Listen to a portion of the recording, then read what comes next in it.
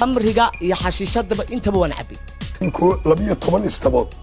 ayaa sida qulqulka uu isku daba socda anigu ma qabo runta markaan idin sheeg idinkuna waad ogtihiin afan garaabin bismillaahir rahmaanir rahiim kulanti wacan wanaagsan daawadayaal meel kastoo adduunka ka joogtaan halkani waa Somali TV waxaana si toosan noogala socotaan satellite-ka baraha bulshada aanu ku leenahay Facebook, YouTube, Instagram iyo dhammaan baraha bulshada ee kale barnaamijkeenan ayaa waxa uu kamid yahay barnaamijkeena dood abuur ujeedadiisuna waxay tahay mukhadaraadka oo guud ahaanba dhulka Soomaalida si xoog ugu soo badanaya muddooyinkii ugu dambeeyay oo saameyn ballaaran ku yeeshay nolosha dhaqan-dhaqaale ee Soomaalida oo dhan haddaba gaar ahaan Somaliland waxa uu ku sii hayaa khatar badan oo ah xuduudaha ay Somaliland u furan tahay iyo sidoo kalena isticmaalkiisa iyo ka ganacsigiisa oo xoog u soo fara badanaya saameyntaasi ayaa waxay keentay ujeedada aynu u qabanay barnaamijkeena dood abuur iyadoo saameyntaasina ay tahay mid dhinac walba laga dareemayo guud ahaan Somaliland haddaba halkan haddii aan iskiin baro waxa fadhiya mas'uuliyiin ay siyaabo kala duwan u khusayso arrinta maandooriyuhu ciidanka bilayska Somaliland ayaa ugu horeeya oo dhinaca fadhiya oo dhinacayga midig jooga oo gaashaanle sare Maxamed Sheekh Xasan Xujaale uu kamid yahay iyo sidoo kale gaashaanle sare Cabdiraxmaan Colhaye oo iyagu ka socda ciidanka bilayska Somaliland iyagoo bilayskuna ay yihiin hay'adda ugu weyn ee Somaliland ee la dagaalanta arrinta mukhadaraadka iyo amaankaba dhinacayga midig waxa fadhiya xildhibaan Maxamed Abiib oo kamid ah xildhibaanada golaha wakiilada Somaliland isla markaasina u dhaqdhaqaaqa una dooda arrimaha bulshada ee waaqiciga ah ee dalka dhinaca kale waxa iga fadhiya isaguna Sheekh Maxamed Cali Garle oo isaguna kamid ah culimada waaweyn ee Somaliland isla markaasina kamid ah culimada muddada dheer ku soo dhex jirtay ka waranka iyo ka wacyigelinta arrimaha la xiriira maandooriyaha guud ahaanba halkan dhinacayga kalena waxa fadhiya Dr. Xasan Naaleeye oo isaguna kamid ah dhakhaatiirta Somaliland ee ka shaqeeya dhinaca dhimirka ama maskaxda oo isagu kamid ah dhakhaatiirta dhalinyarada ee 12 sano u dambeeyay ka hawlgelaya xanuunada ku dhaca maskaxda maandooriyuhuna uu si gaar ah u si khuseeyo waxa aan halkan uga mahad celinayaa culimo cuqaal dhalinyar aqoon-yahan sharaf badan oo barnaamijkan si xoog u daneynaya iyo hooyooyin iyo hablo muhiim u ah nolosha bulshada oo arintani ay saameyn xoog ku leedahay dalkan Somaliland gaar ahaan dhalinta soo koraysa iyo mustaqbalkooda barnaamijkeena waxaan ku furi doonaa ciidanka bilayska Somaliland qaab noociyay ula dagaalamaan mukhadaraadkii ugu dambeeyay halkee ayay marayaan heerarkiisa kala duwan halkee ayay marayaan xashiishada khamriga iyo waliba jaadka marka waxaan barnaamijkeena si xoog ugu saareynaa waa xashiishada iyo khamriga waxaan ku soo dhaweynayaa Dr. Xujaale oo ah gaashaanle sare oo ciidanka bilayska ka tirsan micnaheedu horta waa nabad kelmadda marka doonaysa in la fahamtaan booliis waa peace waa nabad community-guna waa booliis booliiskuna waa community waxa weeyaan warqad weyn baan halkaa ku soo qoray kaarkii ma arko mukhadaraadkan ka sheekeynaya waxyaalo in doora aan ka sheekeeyey mukhadaraadka maandooriyaha marka waxa weeyaan noocyadiisu horta laba buu u qaybsanayaa mukhadaraadku abis and downs kuwa ku kicinaya iyo kuwa ku seexinaya baashan waddankeena ku badanee xashiishada nacas baa la yidhaahaa dhaandhaan bay ka dhigtaa dadku way seexisaa ha abiskuna waa kookeynta snifinka iyo waxyaalo kaloo la isnif gareeyo iyo baashan la cabe maxaa la yidhaha gas ama xabag ama dhowr nooc ayaa loo sameynaya la yidhaha abis and downs labadaas oo qaybsamaan markaad eegayso maxaa haddaba dadkii ku kalifaya inay waxaan sameeyaan that's the question is weydiinaya waxa weeyaan maxaa ku kalifaya dadku inay waxaan sameeyaan waxaa ku kalifaya dhibaatooyin fara badan ama fakri ama oo u baahan yahay wuxuu baahan yahay ama nac ay cid isdileen ama xasidnimo meel wax ka baadi doonayo ama groupkiisa dhalinyarada ee la socdo la yiraahdo peer group pressure ay saarayaan oo dhan waxaan ila tijaabi ayaa kalifaya ha marka noocyadoodu way badan yihiin inaga ta inoogu sii badani marka la eegayo waa khamriga iyo xashiishada inta ugu badani class-an ka dhigayaan diinkan saraakiisha ayaan ahay college-kooga Cabdilaahi Fadal Allah u naxariistay ayaa mukhadaraadkan aad uga sheekeynayay noolaawraha ma taqaaniin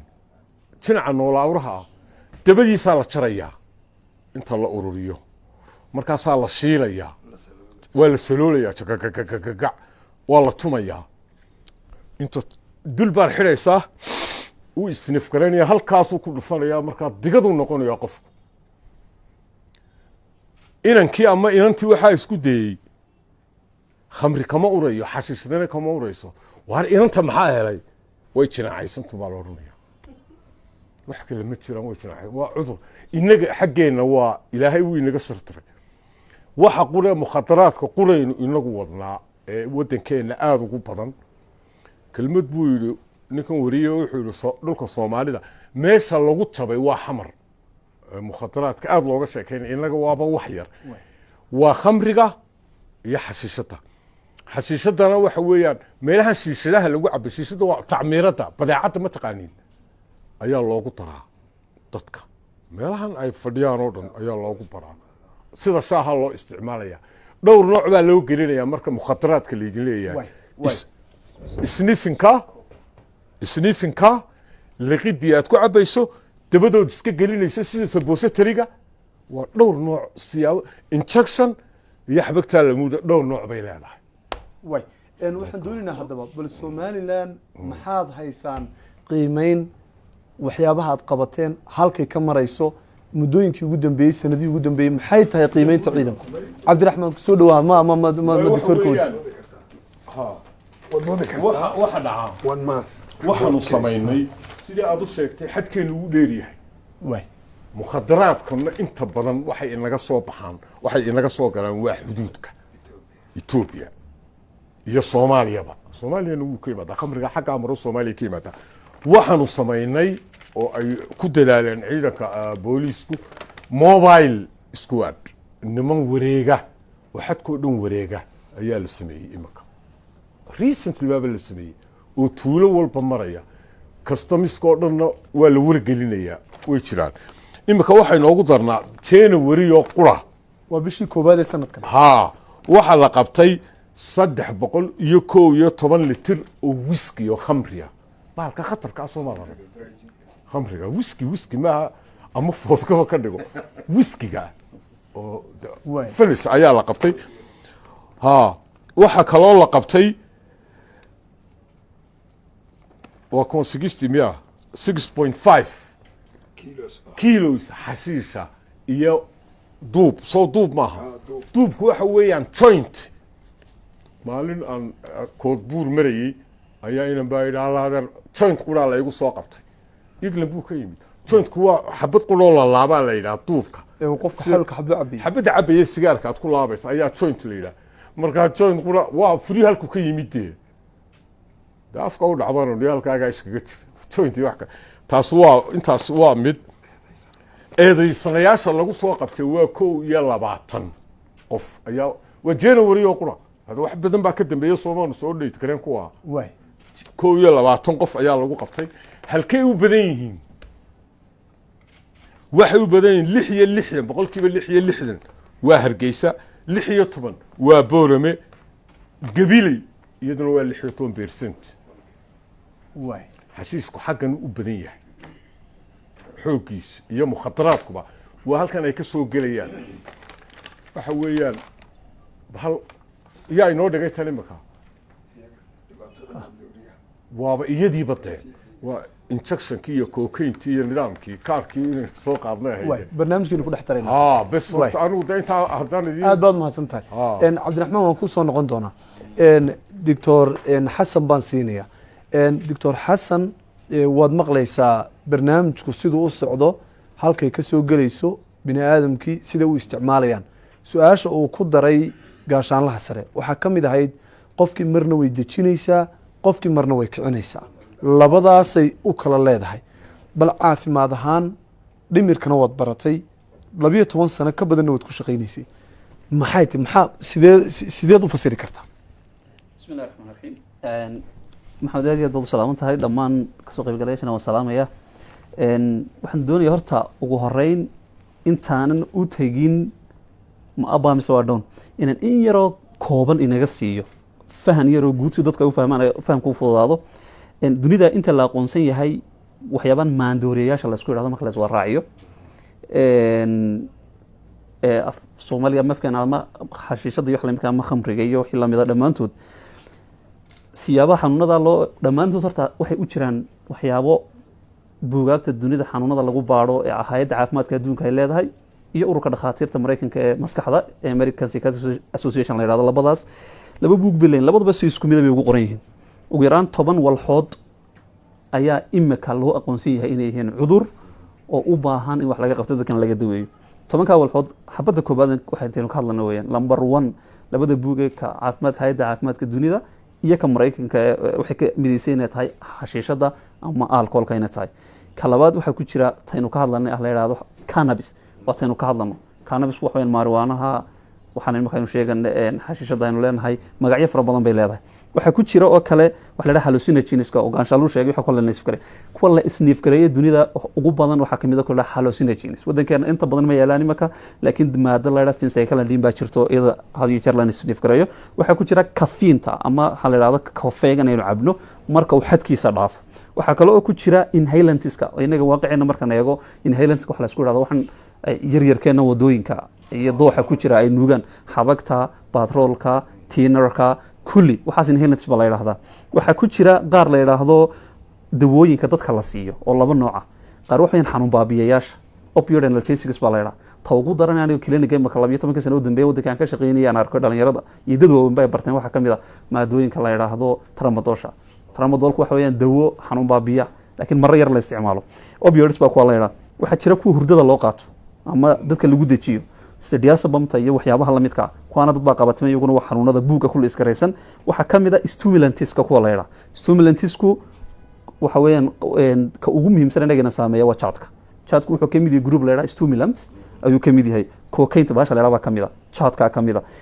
waxa kamid ah kale tobakada ama sigaarka tobakada maadada ku jirta ee muhiimka ah waxa weeyaan tan la yiraahdo nicotine tan qofka bedesho wataas iyo gruubo kale oo aan wali si cad wadamada ku kala duwan marka 10kaasi ururka dhakhaatiirta adduunka buugooda iyo ururka dhakhaatiirta maraykanka ee maskaxdu isku sibay ugu leeskareysan yihiin waana xanuuno ahaan booliska dhammaantoodna waxay leeyihiin siyaabo jirka u saameeyaan maxay wadaagaan hadaba dhammaantood waqtiga yar dartii waxaan doonayaa soo koobo isku soo ururiyo dhammaantood walxaha aynu ka sheekeynay sidee bay bini'aadanka u saameeyaan waxaan doonayaa si cilmiyeysan u fahantaan oo aad ogaataan waxani maxaa keenay dadku bartaan sidee bay dadku u qabatimayaan walxahan dhammaantood waxa ay si khaldan oo aan sax ahayn activation ugu sameeyaan ama ay u kiciyaan waxa la yiraahdo brain reward system oo ilaahay maskaxdeena ku abuuray maskaxdeena qayb kamid ah ayaa waxay qaabilsan tahay in qofku marka uu wax fiican sameeyo uu farxad dareemo maanta haddii wax wanaagsan qofku sameeyo farxad buu dareemaya haddii wax khatar ku dhacaana murugay ayuu dareemaya dhammaantood walxahani iyadoo siyaabo meelo kala duwan ay kaga soo wareegayaan qaybtan maskaxda kamid ah ayaa waxay si khaldan u kicinayaan waxa la yiraahdo brain reward systemka taasi maxay keenaysaa marka qofkii inuu dareemo deganaansho ama farxad ama mushkiladii wixii uu dareemayo dhanba uu ilaabo taasi waxay keenaysaa marka dhammaan qofku inuu ilaabo waaqicii dhabta ahaa noloshii caadiga ahayd ku jiray waxa laga yaabaa qofkii isagoo haadaan ka sii dhacaya inaanu soo dhan halkan waa haadaan waxay khaldayaan oo ay khalad ama u sheegayaan maskaxdiisii inuu qofku yahay qof iska fiican sida haddaan sii socdo weli aan sii dhex maro waxa kale ee muhiima oo ay keenaan dawooyinkan drugskan la isticmaalaya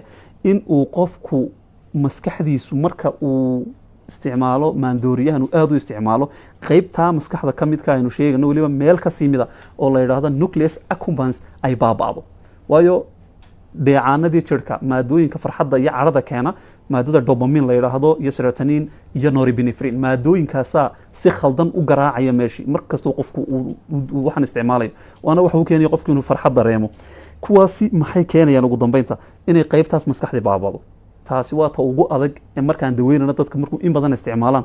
ay nagu adkaato qofkii inuu wixii joojiyo waxay keentaa addiction marka inuu hadduu qofku wisilaa wixii daa ay meeshii damqato waayo meesha way dhaawacantay dabeetana maskaxdii xataa sawir MRI haddaan saarno qofka waxaan aragnaa maskaxdiina halkaasi ay nabar tahay oo ay dhaawacantay marka taas waa sida guud ahaan u saameeyaan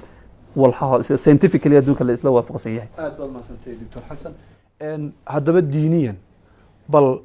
maandooriyahani caqabad intee leeg buu ku yahay diinta islaamka iyo dhaqanka suuban ee diinta islaamka sheekh maxamed cali garlaan kusoo dhoweyn doona الحمد لله رب العالمين والصلاة والسلام على أشرف الأنبياء والمرسلين سيدنا محمد وعلى آله وصحبه وسلم وبعد السلام عليكم ورحمة الله تعالى وبركاته مهد إلهي كذب وحانوم هد علينا يا مامل كمم تيفي يا مدحدا يا مسؤولين تكسوا قيب قالي دكتوركا دود وداقن runtii muhiimka ee taabanaya arrin runtii ama aafo ama waxaynu odhan karno cudur bulsheed oo runtii hadda dee saameyn weyn inagu leh wax ka qabadna runtii inooga baahan haddii kalena runtii dee dhallinyaradeenna iyo mustaqbalkeenna baabiinaya runtii aad baan ugu mahadnaqayaa haddii aan arrintaa runtii aan gudagalo marka koowaad waxaan bal yar horto erey bixin ama tacriif aan ku yar samaynayaa bal maandooriye waxa uu yahay xagga shareecada islaamka marka laga eegayo maandooriye waxaynu odhan karnaa amaba aynu ku sheegi karnaa maado kasta ama walxa kasta ama shay kasta oo muskira oo qofkan waalinaya ama mufatirahoo qofka futuur iyo wahsi iyo daal iyo tabardarre gelinaya kaasoo ah shay dabiici ahoo waxyaalaha baxa ee dee nabaataadka laga soo qaatay ama shay mustaxdarahoo shay laysu keenay oo kimikal ahaan loo sameeyey ah kaasoo keenaya marka uu qofku isticmaalo inuu caqligiisii si dhammaystiran u wada tegsiiyo ama si jus-iya ama qayba u tegsiiyo taasoo ay runtii ka dhalanayso markaa dhibaatooyin fara badani qofkii iyo bulshadiiba ay kaga dhalanayso ha ahaada mid laga qaadanayo afka ha ahaada mid laga qaadanayo sanka ha ahaada mid laga qaadanayo durid iyo xididada oo layskaga mudo ama meelaha kale runtii madaxda biliisku ay sheegeen maandooriye horta kaas ayaa la yidhaahdaa aniga oo hordhac yar u samaynaya soona koobaya kow hordhaca waxaan ka dhigayaa shareecada islaamku ama diinteennu waxay u timi ee ilaahay u soo dejiyey waxa weeye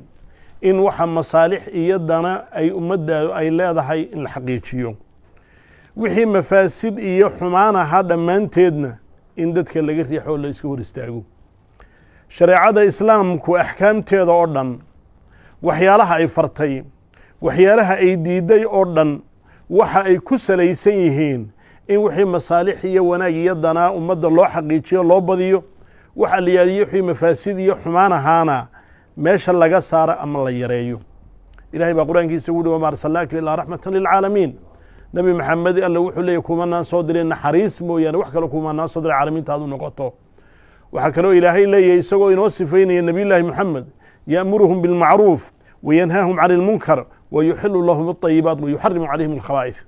wuxuu farayaa wax alliyaaliye wixii wanaagsan wuxuu u diidayaa wixii xun waxa u xalaalaynayaa wixii wanaagsanaa wixii khabaa'is ee xumaana wuu ka xaarantinimaynayaa taasi waa qodob oo shareecadeennu wax alliyaaliye waxayna farayso iyo wax alliyaaliye waxay inoo diideysaa dhammaan waxa ay ku salaysan yihiin masaalixda iyo danaha dadka wixii wanaagsanna in loo soo jiido oo loo badiyo wixii xumaanana laga riixo taasi waa qodob qodobka kale waxaa jira shareecadeennu 5 arrimood oo arrintaa xaqiijinteeda ay ilaalisay oo daruuriya waxaa la yidhaha alkuliyaat alkhamsa ama adaruuriyaat alkhamsa baa la yidhaha 5 arrimood oo ay shareecadeennu ay bini aadmiga u ilaalisay waxa weeye diinta iyo nafta iyo caqliga iyo maalka iyo nasabka ama cirdiga 5taa arrimood alkuliyaat alkhamsa ama adaruuriyaat alkhams ayaa la yidhaahdaa oo shareecadeennu iyo diinteennu way u ilaalisay oo haddii aanay ilaashamin ama aan la ilaalinina noloshii adduunyati aakhiratoona hagaagi maayaan qodobka kale ayadana aan ku daraya waxa weeye in hordhaca uga dhiganaya waa insaankan iyo bini aadmiga yare intaa leeg ilaahay wuu karaameeyo waa maamusay ilaahay wuxuu leeyay walaqad karamnaa bani aadam ilahay wuxuu leeyay bini aadamka waan karaamayno وحملناهم في البر والبحر ورزقناهم من الطيبات وفضلناهم على كثير من خلقنا تفضيلا alla wuxuu leeyahy bini aadamka waa karaamayno waa maamusnay waxaa ilaahay leeyahy waxaan u yeelay waxay fuulaan oy raacaan beriga iyo baddaba waxaa ilaahay leeyahy waxyaalo wanaagsan baan ku arsaaqnay waxaanan ka fadilay in badan oo waxyaalahaanu abuurnay ka midana waanu ka fadilnay culimada muslimiinta ama mufasiriintu markay ka hadlayaan waxyaalaha lagu fadilay qaar yidhaahda qaabkaa u taagan yahay hadalka iyo garashadaa lagu fadilay yacni gacantan iyo afkanu saa wuxugu cunayaa lagu fadilay qodobka ugu muhiimsan ee ay isku waafaqsayeen culimmadu waxa weeye waxa lagu fadilay waa caqliga iyo garashada iyo garaadka ayaa bini aadmiga ayaa noolihii kale lagaga fadilay waana soo socdaa kaas ayuu markaa wax ku kala garanaya kaas ayuu mukallaf ku yahay oo noolihii kale uu kaga duwan yahay qodobka saddexaad een isagana hordhacaan ka dhiganaya waxa weeye kownkaa aynu arkayno hadday yihiin samaawaadkiisa hadday yihiin dhulkiisa hadday yihiin badihiisa hadday yihiin buurihiisa dhammaan bini aadmigaa yar ayaa loo sakhiray oo adeegsanaya oo ay u adeegayaan wuxuu ku adeegsanayaana waxa weeye waa caqliga ayaad qur'aan iyo xadiid fara badan ayaa tilmaamaya oo aanan hadda soo wada qaadan karaynin innagoo haddaba taa ka duulaynaa mukhaadaraadku ama maandooriyuhu qofkii bini aadmiga ahaa ee karaamadaas iyo qiimaha lahaa kownkaa dhan ilaahay u sakhiray waxoo dhanba isagu wada adeegsanayay u wada adeegayeen ayay mukhaadaraadkaasi dhaawacayaan derajada iyo halkaa uu taagnaa ayay ka soo dhaadhicinaysaa waxay keenaysaa derajada xayawaanka iyo mayeedhaanka ayay keenaysaa culimmadu waxay soo qaateen laba tusaale imaam alqurtubi baa tafsiirkiisa ku soo qaadanaya bini aadmigii ilaahay saa u karaameeyey kownkaasoo dhan adeegsanaya isaga musakharka u ahaa sidaa looga fadilay noolihii kale oo dhan maslaxaddiisa iyo dantiisa ay shareecada iyo diintaasi u timi waxay tilmaameen nin intuu maandooriyaha khamriga weliba cabbay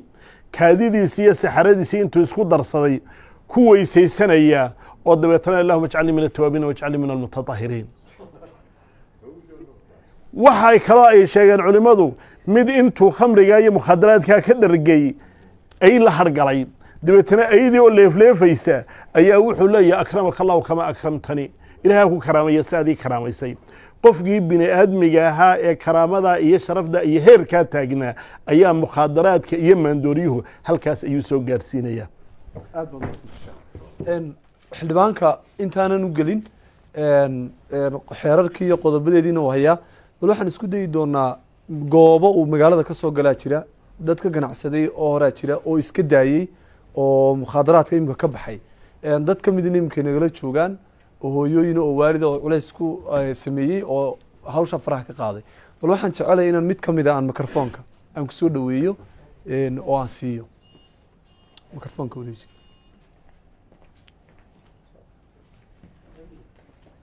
mid ka mid ha waxaan doonaya inaad in yarna siiso bal xogta ah waxaana siduu usoo galaa siduu u imaadaa see looga ganacsanayey siday tahay waxa ku saabsanee dadka ka maqane macluumaadi maadaama imika wixiina iska daysay aanad imikana u baahnayn in dee lagu noqdo horta assalaamu calaykum calaykum salaam anu waan ka ganacsan jiray daan ka ganacsan jirnayna sidaa uu sheegay odayga askarigii dad un baa ila yimid dee anoo baahan igu yidhi waxaasaad wax ka helaysaa iyaa la yaroo raggii iga dhalayna ay igu dayriyeen dee waxba igu siin waayeen inagoo haysto iska dhabaalaysano ama buur ku tiirsano ama buur lahow baa laydhaha dee cid idhaanto dadka eegina ay jirin dee horta intaan doontaanu etoobiya kamaan soo qaadayn dad unbaa fadhiga igu keenay aniguna waan iibinayay maalimaha ka mid a ayaa anoo tii aan iibinayayba aan la igu xidhin ayaa cadow kale hadda anigiiba cadow yeeshay ayaa cadow kale aqalka ii daba dhigay alaab waa la igu xidhay jeelkii gabiley baa laygeeyey xadhiggii waan soo dhammaystay anuu xanuunsanaya horta anuu caafimaad qaba lay xidhay anuu xanuunsanayaan ka soo baxay wadna xanuun baa layga helay etoobiya laygeeyey beer subag baa layga helay keliyaa dhagax layga helay ilaahay un baan tayadii ka dhigin marka ahaan ilaahaygii xanuunkaa igu keenay iga caafiyey culimo badan oo xaafadeeda joogtaana markii hore naga wacdiyeyso inankaasi ka mid yahay oon markii ahaan xumaantada markaanu arkayna isagaabanu colaadinayn oon wahanyaa nafta kaga qaada markii ahaan xadhiggii wanaag buuba noo taray aan waxaanan ahayn laygu xidhay muddo intee lag baad xidhnay anu 24 bilood baan xidhnaa waa 2 sannadood imikana waxaan ka soo dambeeyey sanadkii dhammaaday ee kanaan ku jirno ilaahay maadiyaa ka gaadho dadkayga yara caawiyey dhuxul yar baan iska furtay haafta yar baan iska qaatay taangiiro biyaan iska dhigtay alxamdulilah rabbilcaalamiin maalintii maantaaban ka fiican ahoo nin diraysi markuu waddada agtayda maro wadnaay gooy horta malaha wadna xanuunkanba waxay igu wacnaa xanuun naxadintii aan laxayaa igu wacnayd imikana waxaa dhaa muxuu ka sheekaynayaa dee ka baban ula dhacay hadduu agteeda soo maro dee waxbaan isku ogeyn markaa kuwii naga wacdiyey kuwii way adigoo mahadsan aye halkuu kaa soo geli jiray mukhaadaraadka halkuu idinka imaadaa siduu idinku iman jiray sidaad ku bilowday nolosha aniga ilan hooyaad ahayd maad aqoon waddanka si fiican loogama aqoon waan kuu sheegay anigoo waxaan ku idhi iska tabaalaysan waan ogahay laakiin sidaad ku bilowdee uu kugu yimid anoo 14 jiraan guursadan ku idhi way 14 jir anoo abaan guursaday meel laga qaado iyo meel laga keeno iyo meeshaas Itoobiya ka yimaadaa in la yiraahdo ogaa rag iyo dumarba fadhiga igu keenay telefoonkan baa igula soo hadlay lacagta diyaaruun baa la oranay anna waan diyaarinay meesha kaaloon baa la oranay tuqaan baan qaadanay ku soo qaadanay way wali fulaynimaan ka qabay intaan karti yeeshay deemaan soo qaadan si fiican oo daymanka marka wadada la marayo maan dhawato yaro aan eedo waayo agoon Itoobiya geey ilaa hoosta ilaa saxnaaga baa faraayiga gelis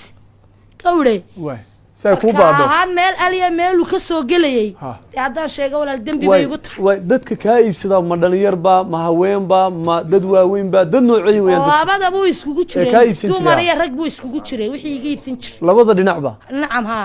dad waaweyn oo mas'uuliyiin iyo cid walba way ka iibsanaysay waqtigaagi islaamaha dee dumarka waaweyn kuma jirin ee dumar dhalinyara way iyo rag bay iga iibsan jiray ragga waaweynka ku jiray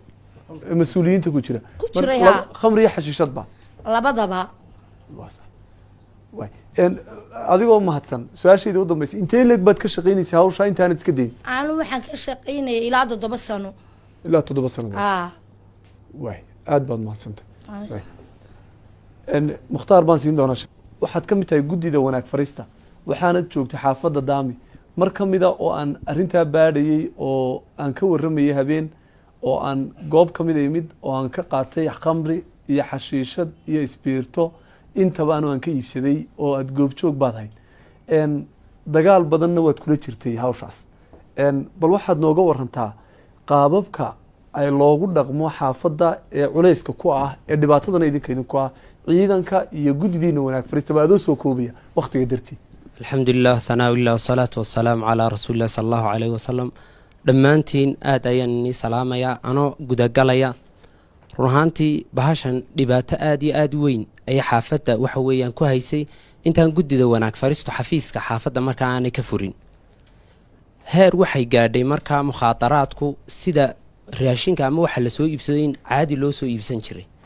oo aanay cidna waxa weeyaan dadka kula yaabi jirin markanu markaa xaaladdaa darisnay ayaanu xafiiska markaa ilaahay khayraasiyo labadeedii guddoomiyaba way joogaan kii guud iyo kii gobolkuba waxa weeyaan dadaal badan oo ay guddidu markaa iyo ciidanku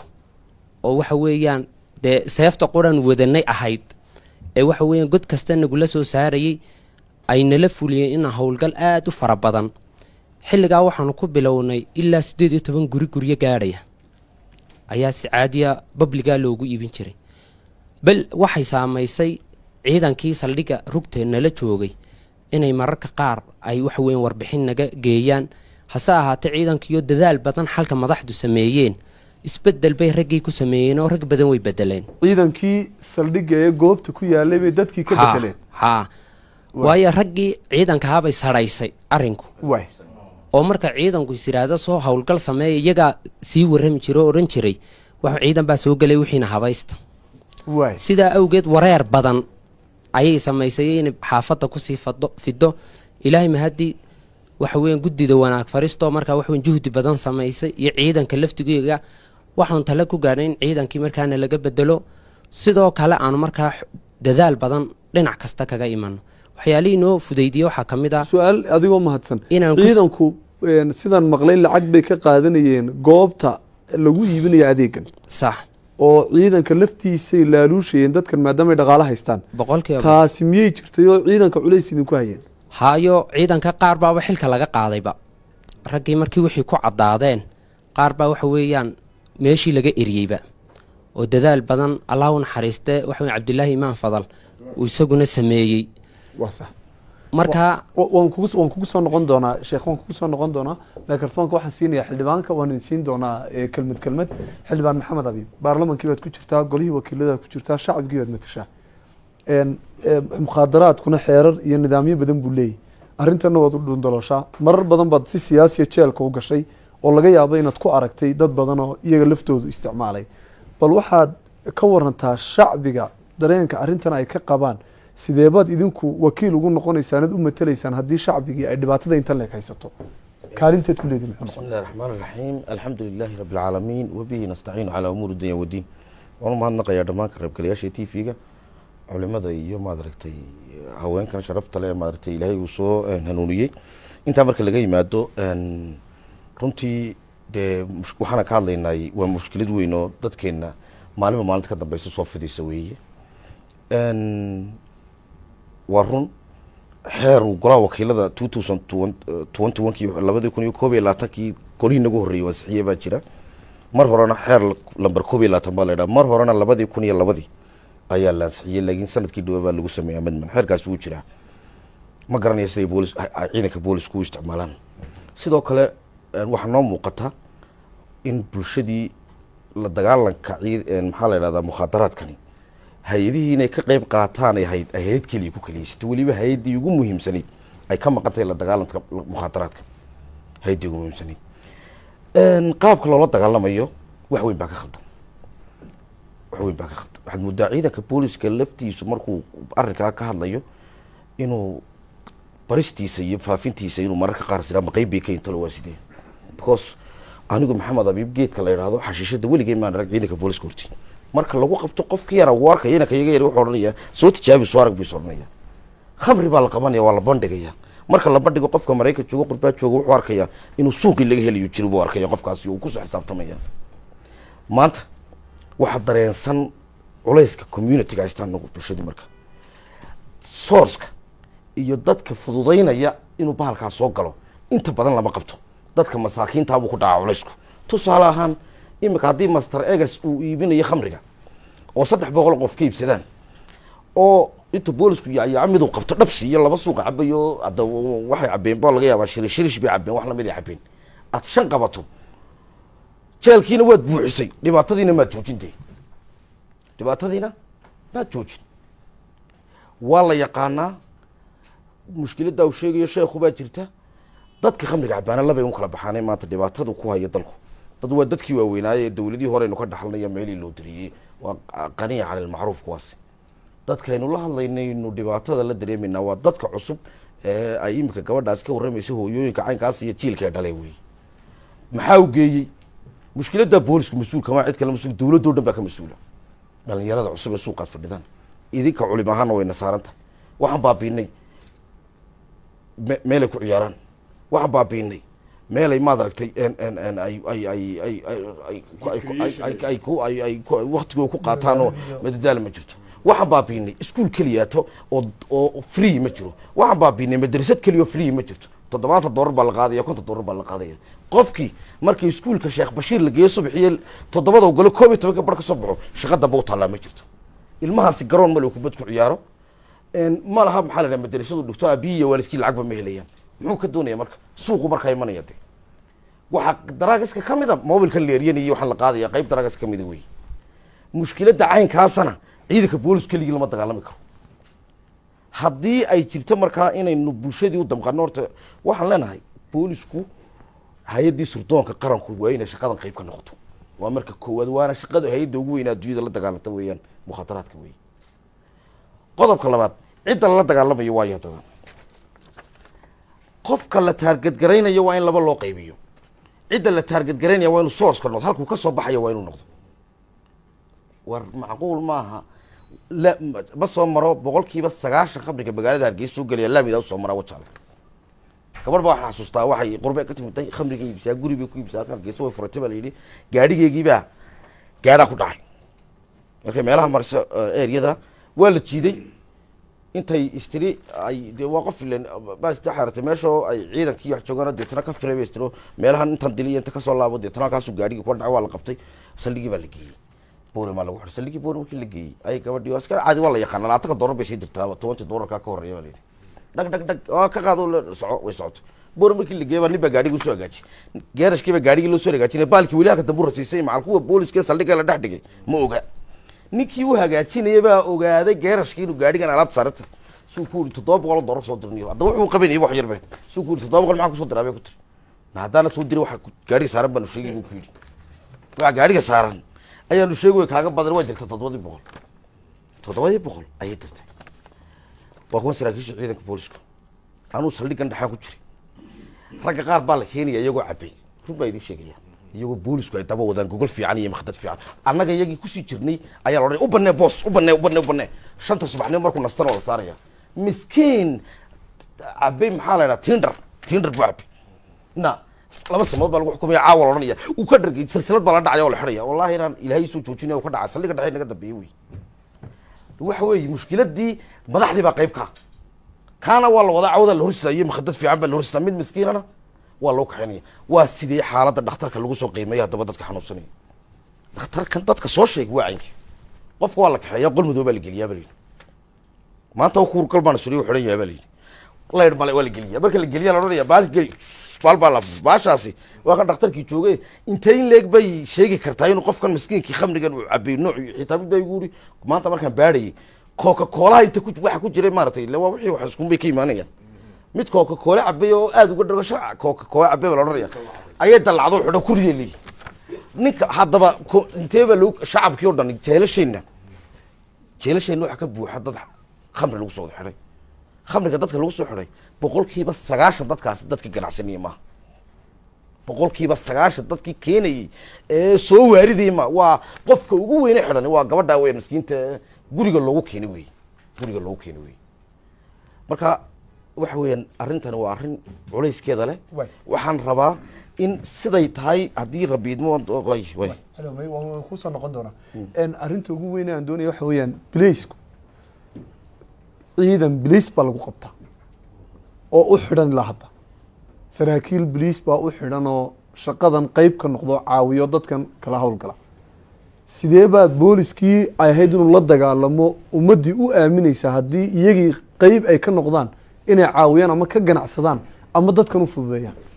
sidee mas-uuliyaddaas ku imanaysa بسم الله الرحمن الرحيم والصلاة والسلام على سيدنا محمد وعلى آله وصحبه وسلم أما بعد تيفي علماء الدينك دليرتا يا هوينك دخاتيرتا يا علماء واحد ذكو سلامة يا بقول فرية توانك قرآنك كريمك السلام عليكم ورحمة الله سلامك بعدي مخادراتك أمام أندوريو انت بدن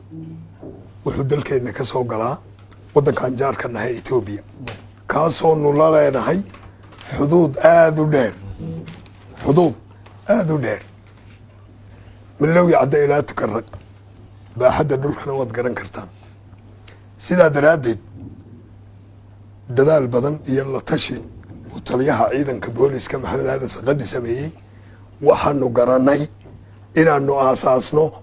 ciidan u gaara oo lagu magacaabo la dagaalanka mukhaadaraadka oo ka tirsan bilayska waa department gaara oon isagu wax kala qaban muddadii kaan la sameeyey runtii garaafka maandooriyuhu aad buu hoos ugu dhacay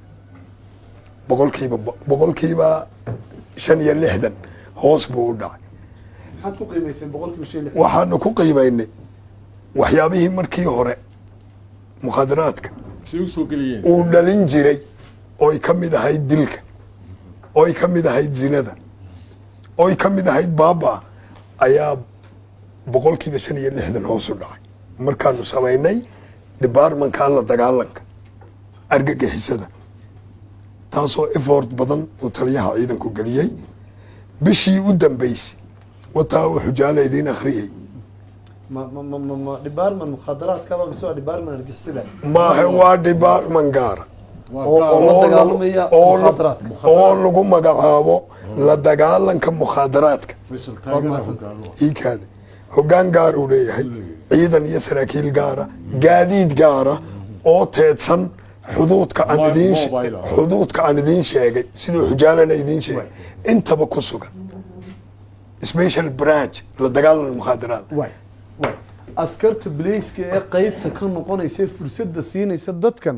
sideed ula dagaalantaanoo mas-uuliyaddiinu ay tahay len ciidankii loo diray inay qabtaan markuu qeyb ka noqdo yaa mas-uul ka noqonaya annagu waxaanu ula dagaalanaa kolley isla ciidanka laftiisa la hadla ha ciidankaan sheegayaa annagu ama mas-uuliyiinta noogu sarraysa ma ogola inuu nin ciidana oo dirays xidhan uu ka qayb qaato mukhaadaraad iyo iibkiisa laakiin waa bashar waa bini aadan way dhici kartaa ninka aan ku hellase waxaanu taagnaa maxkamad ciidankana waanu ka ruqsaynaa ninka aanu ku ogaana inuu falalkaa galay marnaba uma ogolaano inuu ciidanka kusii jiro bilxaqiiqiyan muxuu noqdaa xadhigiisii sharcigiisu muxuu noqdaa maxaa lagu abaalmariya wax alla wuxuu uu ka helo maxkamadda ama justiska xukuumadda amniga maya maxkamadda ciidanka qalabka maxkamadda ciidanka qalabka sita wax alla wixii waajib uu halkaa ka helo iyo dembiga uu geystay intuu leegyahay dee waa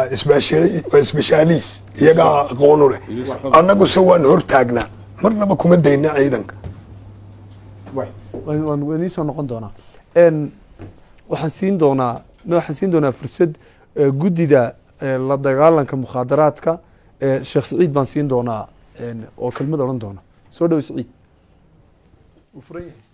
بسم الله الحمد لله والصلاة والسلام على رسول الله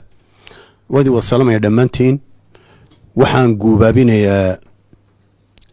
تي في ام تي في قدوميسا يا شقاليسا وحوين ده فرصة وفرصة آدي آدو قالية انت الناس المسؤولية ودتي حلك صار راية إلهي سبحانه وتعالى اللي حساب تمايي مجتمع القوح ويدين ايين وميل يسوق كياني او inoo baahinayo indeen runta isu sheegnay tahay arrin aad iyo aad u weyn weeyaan taliyaha ciidanka booliskana si gooniya baan isagana maartay isagana u amaanaya ugu mahad celinaya sababta waxa weeyaan sida ay sheegay taliyuhu sheegay imika waa markii ugu horeysay ee aynu yeelano qayb booliska kamida oo la dagaalanta bahalka anagu magacayga waxaa leeyahay ururka wacyigelinta iyo tabargoynta mukhaadaraadka ilaa 14 baanu dadka wacyigelin si magacayga ka muuqata in wacyigelin aanu samayno siduu u dabar go'o waayo qofkoo la qanciyo saynu marka ula hadlayno qofkoo la qanciyo baa yaa qofkoo la ciqaabo ka wanaagsan marka mukhaadaraadka ama maandooriyaha waddankeenu waa laba nooc xeerkeenna iyo dhaqankeennuba xaaraantimeeyey dhaqanka islaamku isagu wax kasta wuxuu saa sheekhu sheegay uu xaaraantimeeyey laakiin inaga dhaqankeenna iyo xeerkeenna dhaqankeenna markaan leeyahay waxa weeyaan wax raalli isaga yahay baa jira marka xeerkeenina sida ka uu sheegay xildhibaanku ilaa heer wanaagsan baa ayaa sanadkii hore la sameeyey oo maxaa wuxuu sheegayaa sidaa uu doctor sheegay wax kasta oo iyo sheekhuba wax kasta oo maskaxda bini'aadanka wax ka bedelaya inuu yahay mukhadaraad marka waa qayb xeerkeennu iyo dhaqankeennu baanu ogolayn waa kaa boolisku daba joogo waanay ku mahadsan yihiin waxaa u hadhay oo waxay u baahan tahay noocaas booliska loo diraya way 3 shardi laga helaa kow qofka loo diray inuu mukhaadaraadka oo dhan waynu ka madax banaan isticmaalin nooc ka mid ah hadduu isticmaalo sida uu taliyuhu sheegayay baahi buu keenaysa qofka hadduu qayilo oo qaad cuno waynu ognahay mushaharka shaqaalaheena iyo ciidamadeena ma weyna martuu qaad cuno baahi bay ku keenaysaa arrintan la leeyahay boolis baa loo qabanaya boolis baa la isticmaalaya dee ninkii baahnaa marka lacag loo lulo dee waa in yar mooyaane damiirkoodu nool yahay waa la bedelaya qofka baahan haddaan isaguba aanu cabbin waa la bedelaya kow marka qofka la diraayo waa inuu ku noqdaa qof ka madax bannaan oo noocu yahayba waayo nooc dhaqankeenna ka mid ah oo dee waxa weeyaan qaadku saa uu doctorku sheegay dee waa maandooriye waana ka baahida ugu weyn inaga dhibaatada ugu weynayna haystee ilaa waxaan kale waa wax marka loo eego wax isaan ka isticmaalno halkan waxaa igu qoran 3 sano ay ugu dambeeyey inta cashuurtu ku dhacday oo kaliya weeyaan boqolkiiba 15 cashuurta waa loo dhaafaa waxa la yidhaha waa xashiish baa la yidhaha waa la dhaafaa inta cashuurtu ku dhacday ee ay dowladda ka soo baxday 3 sano ugu dambeeyey waxa weeyaan milyan iyo 525 milyan oo kiilo waa mukhadaraad dawgaada 525 milyan oo kiilo 3 sano ugu dambeeyey ayaynu soo iibsanay oo nooc cashuuray sanadkiiba imisa waxa weeyaan dawad garan karaysa oo qiyaas karaysa waa in 45% sanadkii marka ayuu kor u dhaafaya marka waxa weeyaan kow qofkaas booliska laamahaas wuxuu u baahan yahay in waa soo urunaya in qofka noocaas horta inuu bahalka ka madax banaayo kow laba in tababar la siiyo bahashi taliye bahashi noocyadu waa ka soo daba dhacayaan iyo sida loo qariyo qofkii aqoontiisa in kor loo qaado buu u baahan yahay aqoon laba in baahida laga biyo de qofka noocaasa ilan kuwan kale SBda iyo maxaa la RRU iyo kuwa lacag badan baa la siiyaa de in lacag ku filan oo kaga maarmo in la laaluusho ya in la siiyo ka intaasan ku dhaafaya waxa haray noocyadii aynaan mukhadaraadka ku darin maxaa kamida de waxa kamida qaadkii iyo tobakadii nooca ama sigaarada imika waxaan maraynaa in meel walba lagu xayeysiyo sigaarka adduunyada in la xayeysiyo in la ceebeeyo mooyaane adduunyada waa mamnuuc in la xayeysiya imika baabuurtii baynu ku buufinay meel walba waa lagu buufiyey boodhar baa lagu dhejiyey qaadkana dee faras magaalahaynu ku iibinaa marka baan doonayna in kaala hadlo idinku maadaama gudidiitiin sidan u soo galay iyo dhibaatooyinkan bulshada ku hayo meelahan uu ka imaado iyo dadkan uu ka imaado ayaanu kaaga baahanay xoog maxaad xukaysan horta marka ugu horeysa ilaa habbu yimaada bahalkan iyo miimad waxaad adu tilmaam baad bixinaysaa talad soo jeedisay imika laakiin maxaad ka shaqaysaan idinku waxaad ka shaqaynaysaa ana waxaan ka shaqaynaa ku sheegay annaga waxa la anagu dad mutadawiciina baanu nahay dad mutadawiciina maxaad ku ogaatay mutadawiciina dood su'aashu waa taas dad horta marka ugu horeysa dad volunteer baanu nahay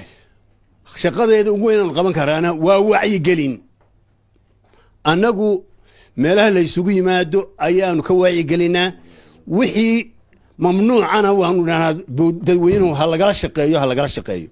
wixii aan mamnuucayna waan ka wacyi gelinaa waxaa yimi siduu soo galaa sidaa uu taliyuu sheegay meesha ugu weyn mukhadaraadku meesha ugu weyn naga soo gala waxa weeyaan waddanka Itoobiya xuduudeennuna way dheer tahay yaa ka ganacsaday Saciido yaa ka ganacsaday ogtiin leen guddi baatiino mutadawacnimaad eegtay xoog ogaal baatiino muddo shaqaynayseen oo ummad isku tagtay baatiine dadkan ka ganacsaday waa dad nooceeya dadkan ku shaqaysta waa dad nooceeya dadkan CEB ee isticmaala waa dad nooceeya waxaan doonaynaa dadkii u sheegtaan in shaqadii aad isku xil saarteen bay tahay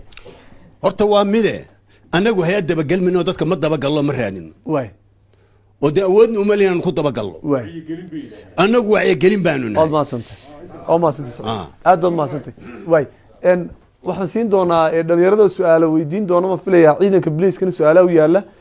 mawduucuna maadaama in waqtigeenu kooban yahay inuu soo koobana hablahan ku wada wareejinaya hablaha ku wareejis kariyo ma maasantay waan ku soo noqonayaa sheekh waxaan oo dhan kamarada laga tusaya kamarada lagu qabanaya laga duubaya ha isku dhibin dhammaantood wuxuu dhanba hablahan soo dhaweynaya waxaan rabaa inaan weydiiyo hal su'aal qolooyinka booliska saraakiisha booliska intii aad aasaasteen qolada aad tirahdeen mukhadaraadka gaar loo dagaalamaysaa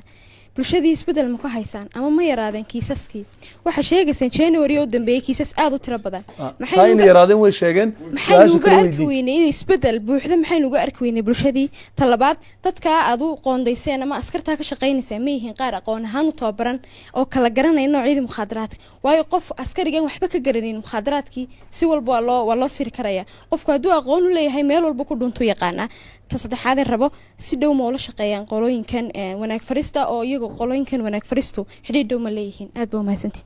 aad baad mahadsantahay way may su'aalaha mar baan saracinayay suwa bismillaah wasalaatu wasalaamu calaa rasuulillaah aad baan idin salaamayaa magacaygu waa xamdi cabdulaahi ciise waxaan ka socdaa jaamacadda gulis waxaana arday soo sheego kara runtii marka laga hadlayo arinta mukhadaraadku iyo dadka iibinaya iyo dadka isticmaalaya waxaad moodaa marka dadka iibinaya aynu ka sheegayna experience-kooda inay yihiin dad intay doonaan inaga caqli badan inaga oo marka laga sheekeynayo experience-ka dadka inta badan la dhiilgareeya ama doona inay daba galaan dadka mukhaadaraadka iibinaya waxyaabaha ay sameynayaan ama taadkada ay dhigayaan in ay yihiin kuwa aan actually aad odhan karaynin dee qof bilaadanaa samayn kara guri imikoo kale laiga sheekeynaya ka mida guryaha lagu iibiya xashiishada waxaa la sheegayay marka qofku uu doonayo inuu yidhaahdo alaabtii waan hayaa inaan qof lagu soo dirin ama wax aanad ku garanayn leerhkaa gurigiisa hortiisa ka shidan uu shidayo idminis baashi baa taalla haddii leerhkaasi baktisay waa igu soo talageli alaabti ma hayo ama khalkhal baa jira marka in la fahmo horta taadkooyinka ay dhigayaan ama experience-kay sameynayaan waa mid xoog muhiima inaynu ka hortagno ama aynu la dagaalano mukhaadaraadka sidoo kale inaynu la dagaalano mukhaadaraadka waxa aynu odhan karnaa waxa ayaga lafturkeeda inagu caawin karta inaynu sameyno CID-da aynu badino ka shaqeysa howlahaas maamadani waxay noo sheegaysa inay 7 sano ka shaqeynaysay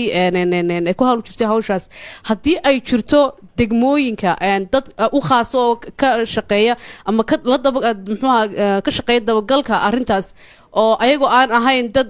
title sita ama ku suntan inay shaqeynayaan waxaa dhici karta in dadkaasoo kale ay soo saari lahaayeen dad fara badan sidoo kale waxaan sameyn lahaa oon sheegi lahaa in waxaa la sheegay in Ethiopia inta badan ay nooga yimaadaan in checkpointska midba midku ka shisheeyo in aynu u sameyno checkpointska ilaaladeedu aynu badino waxa kaliya actually inaga dhimana kalena waxa weeyaan xayawaanadan eeyada la yidhaahdo waa runtii waa xayawaano xoog IQ-gooda u sarreeya oo dadkana friendly la ah in laga shaqaysiiyo eeyda ayagu banaanada waxay macluul bay waqtiyayaan camalaan baa haysa inaguna baahi baynu qabnaa ayna baahi baynu qabaan in actually inaynu iska fogeyno oo aynu xataa dhinaca wanaagsan baad leedahay ayda in loo adeegsado dhinaca wanaagsan sidoo kale inaynu jeelasha marka iminka xildhibaanku inoo sheegayay ina yaroo dagaalamay baa jeel lagu xidhayaa beri waxaa loo soo gelinaya nin khamri cabay waxaa laga yaaba inuu ka xaraabaysto ama actionska ama waxyaabaha uu sameynayo ninkan inay asaga xiise geliyaan dee taa dhowto uu siraado bal samee niyo ninkan bal waxyaabaha san ka dhigay bal taraygare marka waxaan odhan lahaa in la kala saaro dembiyadii ama jeelashii caruurta la sameeyo ama la kala saaro dadkan lagu soo qabanayo khamriyada lagu soo qabanayo dadka caruurta yar la kala aad baan ugu mahadnaqayaa waxaan jecelahay hooyooyin kale halkan fadhiya bal inay nala wadaagaan khibradooda iyaga laftoodu way kala duwan yihiin ma doonay qofna in magaciisa sheego magaciisa saxdaana uguma yeedhayo marka microphone-kun qabso markaa fursadda ka faa'iideyso bal dadka sidee arrintan looga sii wacyigelin karaa maxaad khibradeed ka faa'iideen bal noloshiina maxaa iska bedelay imika iyo marka kabaan faa'iidana macaan iyo xanuun baan ka qaadan way anagu ma soo gelina xaafadda xaafad wanaagsan weeyaan dadkii soo gelinaya Ethiopia ka keenay cakaara ka dhigayay ee soo qaadayna imika waba dhintay ma joogaan anagana duruuf baadaysa duruuftii dhahaysana jeel bay dhigaysa jeelkana macaan iyo xanuun baan ku soo qaaday ilaahay xaqiisa aan u jeedsanay shaqana kuma lihin way intee in leeg bad ka shaqeynaysa aniga aan 4 sano ka shaqeynay marna deynay marna ku waday marka ficlayso way maxaad ugu jeedaa ficlayso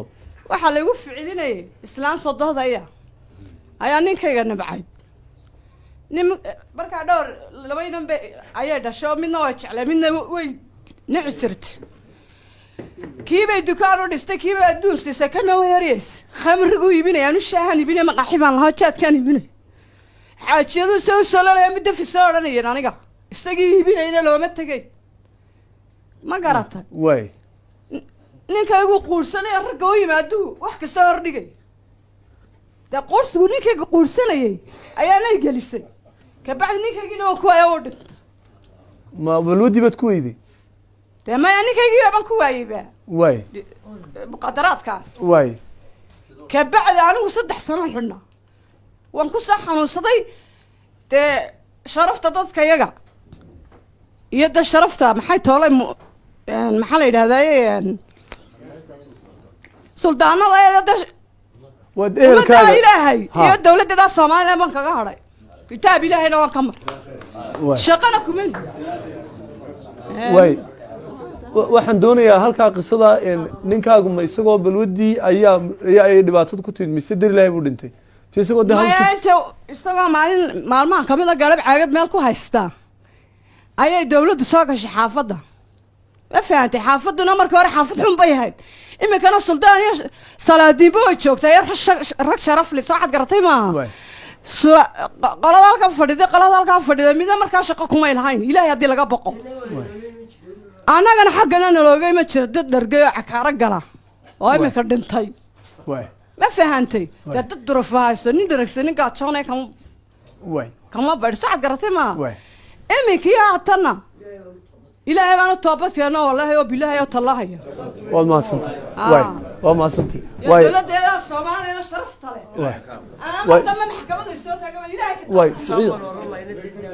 waad mahadsantay saciid saciid waad mahadsantay maxamed haybaan siin doonaa mikrofoonka sheekh waxaan jecelahay inaynu aada usoo koobano waqtigana wayna hayaa kelmadiina nuxurka unaynu sheegna insha allah waynu badsan doonaa mawaadiic badan baynu iskugu iman doonaa haddii ilaha idhaahdo waqti wanaagsan waynu haysanaa waana isbedbedeleysaa noloshiyo kolba heer bay taagantii marka waynu sii kordhisan doonaa laakiin mawduuca waxaan jeclay inaynu soo koobno insha allah بسم الله الرحمن الرحيم الحمد لله رب العالمين وصلى الله على نبينا محمد وعلى آله وصحبه وسلم السلام عليكم ورحمة الله وبركاته سلام كبعدي وحنو ما هندق إلهي سبحانه وتعالى ما هدله وجهرين بقى مرلبات وحنو ما هندق إلهين ولكن إنه قبطي ضوضا يو برنامج قيمها بدن dadweynaha kala duwan waxa weeye ay ka soo qayb galeen xaqiiqatan majliskeenani waxa weeyaan waxyaabo si gaara saameyn u leh baa jira ani kolliba shakhsiyanka maxamed ahaan warbixinta ay hooyooyinka iyo dumarkaasi ay bixinayaan si gaara ayay ii saamaysay waxaan u su-aal weydiin lahaa maadaama dhakhtarkii inoo sheegay maandooryuhu siduu markaa waxa weeyaan dhibaatada caafimaad ee u geysto oo au badan yahay de maandooryuhuna u badan yahay siduu guddoomiyaha iyagu sheegay waa laba qaybood maandooryuhu waa sax qayb waa qaybta xashiishada iyo khamriga iyo haddii laku ron yahay dee la daba taagan yahay qaybna waa qaybtaa kale dhakhtarkuba sheegay inuu qaadku ka mid yahay maandooryaha ka mid yahay xaqiiqatanna inaga dhibaato badan oo dhaqaale dhibaato badan oo caafimaad dhibaato badan oo burbur qoys ayuu keenaa maxaynu ku kala farqinaa inagu Soomaaliland ahaan maxaynu u soo kala dhaweysanaynaa miyaanay munaasib ahayn inaynu isku si qura u eegno xagga wacyigelinta xagga xukunka shareecada xagga dhaqaalaha xagga waxa weeyaan wacyigelinta miyaanay munaasib ahayn aad baad mahadsantay aad u mahadsantay microphone-ka siin hay بسم الله الرحمن الرحيم anigu waxaan jecelahay horta inaan la wadaago qiso yar oo markaa dadka ka ganacsada aanu markaa toos aan ula kulmay su-aalana waan qabaa mid dooro si aynu waqtiga u koobsano waana lagu sugayaa waayahay markaa horta aan ku bilaabe waa soo koobay qisada aad soo koob adigoo aad u mahadsan bikulli ixtiraam anagoo maxaan ku dhahdaa khuruuj u baxnay oo halkan xuduudda horta waxaan ka tirsanaa ardayda jaamacadda golis magacayguna waa maxamed axmed anagoo markaa xuduudka marayna ayaa ka ganacsiga mukhaadaraadku markaa inuu dee ilaa reermiyigeena uu gaadhay baan sheegaya nin reermiya oo markaa dadka yar imtixaaman u yara eeg runtii ayaan aad u yaraystay deetana ninka waan tashkiiliya xoogaabaan wada soconay muddo 3 cishaa dabeetana noloshiisa wuxuu ii sheegay inuu dadkii hore ee xiliyadii qaadka la joojin jiray Soomaaliyeed inuu degla ahaan jiro halka qaad ka soo qaadi jiray dabeetana arooryaha kamid ayaan israacnay markaas waxaan u wada baxnay adigu meel uu markaa ku socday runtii 3 cishuuna la socdayba jirikaan khamriya ayaa meel u yaallay oo boqol yar ugu jira dabadeedna xadka xuduudaanu ka talawnay xagga Itoobiyaanu galnay xoogaabaan soconay markaa dabeetana aduu jirkaankii wada soo qaatay ilaalkaygu si subuur soo qaaday ila qaad bii guuri waa jilaal waxaan jirkaankan maqooqaar meelahan oo biyo galayna kamu soo dhaamin wax kalena markaa de waxa u dhigay tolo muxuu ahaa sidaan u soo sidnay jirkaankii ayaan u soo wadnay ayaan markiiba de aanu dareemay inuu waxaanu sidnaaba uu yahay alaabtii imtixaanay dabeetana reerkiisii gurigiisii waanu keennay reerkii buu markaa ku dardaaraya ana markaa meel u dhow oon ka maqlayo codka ayaan joogaa inaan jirkaankaa biyaha laga cabin inaan la taataaban si ilaaliya buu leeyahy waan idinku soo noqonayaa sheekh iyo culimo ay la socoto markaa deetana waanu israacnay sidii waanu ku noqonay ninkiiba deetana adigu waxaan wadaba jirkaankii bal waxa ku jira waxa wadaba wixii igu dhinoo niman baa meesha ku tuurayoo dadka meelahaasaanu ka helnaa jirkaamadaas oo markaa way yar qariyaan oo habeenkiibay dameeray wax saaraan oo markaa jirkaanka saasaan markaa aan uga soo qaaday qolaan ka soo hoos qaaday buu igu yidhi muddo 3 sannadood dabadeed baa ninkii ogaaday inuu ka mid ahaa dadkii dee hawshaa kuba jirayba beri dambuu ka baxay arrimihii iska daayay haddaba su-aashaan qabaa waxay tahay maadaama oo aynu dalka Itoobiya nahay waddan aynu jaar nahay cilaaqaad fara badan aynu naga dhexeeyo waxyaabo badan oo iyaga u wanaagsan inagana maxaan aynu wanaagsanayna ay jiraan waxyaabaha iyaga deeqaad iyaga mukhaadaraadku xaggooda waa ka free inaga xaggeena laakiin waa mamnuuc marka maadaama oo ay waddankeena mamnuuc ka tahay miyaan Itoobiya cilaaqaadka iyo saaxiibtinimada aynu leenahay ee dhinaca amniyaadka miyaynaan iyada taalafteeda laga hadli karin su-aasha kale ee qabaa waxay tahay su-aasha kale ka daa aad baad mahadsantay waqtigaa inagu kooban marka waxaan siin doonaa way su-aal haddaad haysaan idin siin doona way hay eeg marka dambe ha igu wada su-aale markii hore idin siinayay fursadda ka faa'iidaysta aad baa mahadsantiin waa aad baynu u koobaynaa way بسم الله الرحمن الرحيم magacaygu waa Axmed Khadar Cali waxaan ka socdaa jaamacadda Gulis gaar ahaan kuliyadda social worker su-aasheedu waxa weeye sidoo taliyo sheegay way yaraatay bishii January kulay dabcan waxaan aamsanahay maadooyaha madraagisku in uu waxyaabaha bulshada ku sii badanayay inay tahay inuu dadku ay qofka maarada bilowda isticmaalaya inuu qof kale uu fahansiiyaan bade uu la noqdo friends marka maadaama dadka inta badan mukhaadaraadka lagu qabto kuwa ka ganacsanaya iyo kuwa kale ee isticmaalaya baad xidhaan si aanu mar dambe aanu ugu noqon oo de wixii aanu access hadana mar dambe u helin ma waxaad ku yarayseen ma wacyigelin baad u samayseen dadka xidhaan mise xariga ayaa keena inuu yareeyo waad mahadsantay aad u mahadsantay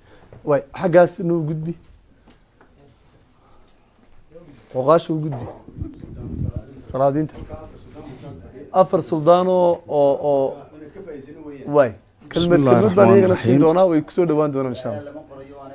بسم الله الرحمن الرحيم way su-aashaadi wan hay su-aashaadi wan way بسم الله الرحمن الرحيم اللهم صل على سيدنا نبينا محمد الحمد لله رب العالمين dhammaantiin waa idin salaamaya assalaamu calaykum waraxmatullaahi wabarakaatu mowduucan aan iskugu nimid waa mowduuc aad iyo aad u qaaliya sidaynu wada ognahay tiyoo waqtiga cidhiiri nagu yahay aafada aynu ka hadlaynaa waa aafo qaran dhaqankeennii iyo diinteennii suubanaa labadaba dhib bay ku keenaysaa qodobka keliya aan doonaya inaan anigu kelmadeyda idhaahdaa waxa weeyaan dal curdin aynu nahay dhaqaalihiisu aad iyo aad buu u hooseeyaa uu iska liitaa waynu ognahay duruufta iyo waayahay nagu xeeran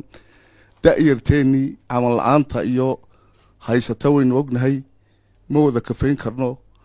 sidaa la sheegayna dal aad u ballaarhanna xuduudiisu ballaaran tahay jaar baynu lanahay waxay dhibta ugu weyni ku wajahan tahay waa da-yartii dadkii da-yartahaa ayay ku wajahan tahay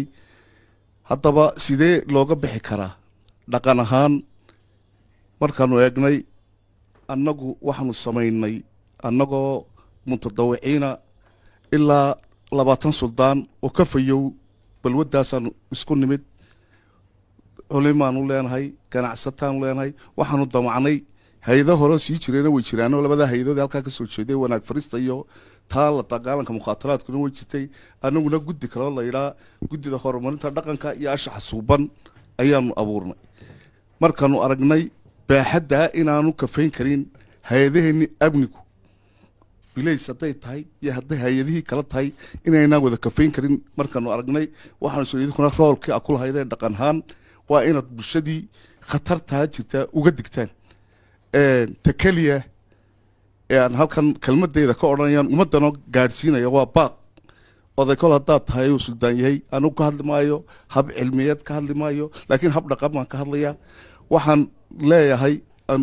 bulshada reer somalilan halkan kelmadeyda kaga faa'iidaysanaya arrintaasi waa arrin aafo qarana cid keliyaoo loo nasbayn karaa ma jiro cid farta lagu fiiqi karaana ma jirto hooyo ilaa aabbo madax ilaa minjo waa arrinayna wada saamaynaysa waxaa loo baahan yahay in ummaddu fadhiga ka sara kacdo bulshadu dhammaanteed nin waliba markuu ilmihiisa uu iyo gurigiisa ka adkaado ayaa aafadaasi waa aafo qaran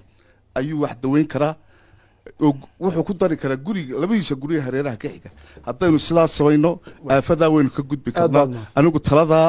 ayuun baan jeedinayaa wixii murtiyana ragga kala odhan doona way haddii aad eeg waxaan jecelay inaan iska daba wada marin hadduu inta laga hadlay in ka duwan aad haysaan ayaan jecelay in mikrofoonka qof ku qaato aad u mahadsan بسم الله الحمد لله الصلاة والسلام على نبينا محمد وعلى آله وصحبه أجمعين إلهي إنك أبالي كلن كان قيمها لين السوق النمد وقت قفل بقى وصوب بحيي ديت هاي حلبانو يو عيدا كيو دمان بالشدة قيبه كل الدوان قد ذا وشيء مدد ويد وحنوب بحناي أساس من وحلا إذا أما بارد أنا يسحل قامني سلا وشيء سلطانكو أنا وحنا قد متضوعينه oo isku xilqaamtay inay wacyigelinta ka qayb qaataan bulshada dabeetana muddada aanu shaqaynaynay muddo dhoweed oo imika ilaa 5 bilood laga joogo waxaan u baxnay xuduudaha qayb ka mid ah qojaale ilaa iyo allay baday dadkii aanu halkaa kula kulannay waxay noo sheegeen siyaabo kala duwan inuu dalka u soo galo oo wixii kolku suuq ku yeesho caasimadihii iyo dhulkii dadku ku badnaa ee dhaqaale inay ka helayaan ay ogaadeen dadkii waxay noqotay qof kasta oo aan caqligiisu dee maxaan ku dhaha aanu cilmi ahaan u fahansaneyn dhibaatadu dadka ku leeyahay ee dhaqaalahan la siinayo un eegaya inay islaamihii xataa miyigu ay soo qaadeen taasi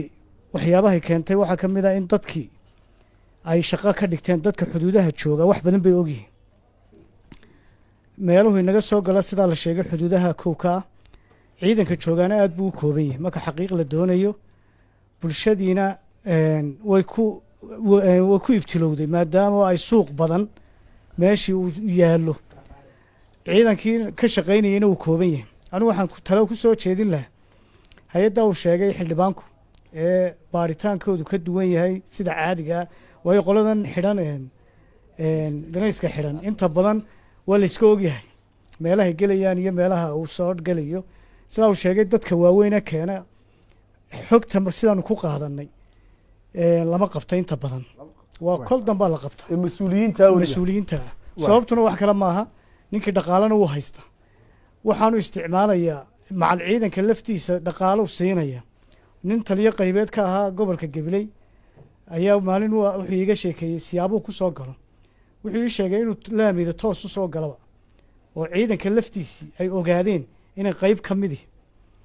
lagu tallaalay waxaan dhaqaalihii la siiyey dabeetana la soo daayo saacad laisla ogyahay kolkaa inta badan xuduudaha siduu ku soo galaa waa si macal booliskii joogay la saameyn ku leh intii iminka uu jananku yimid wax badan baa isbedbedelay oo jananku wuxuu ku dadaalay inuu ciidankii bal dabagal ku sameeyo xoojiyo sidaa iminka ay sheegeen maxaan ku dhahdaa taliyayaashu dadaal badan baa socda oo qofku kolku baarid galun buu wax ogaanayay laakiin waxaan idiin sheegayaa 10% maaha waxa la qabtaa ee iminka aynu dhegaysanaa maaha siduu inoo soo galo aad iyo aad bay labada qayboodba u badan yihiin ciyaal haween odayaal cid walba waa la adeegsadaa siyaabaha lagu soo geliyaana way kala duwan yihiin waxaana leeyahay wacyigelinta inta laga badiyo aynu qayb cilmi baarisa hadday boolisku qaabkii uu howlgeli lahaa tahay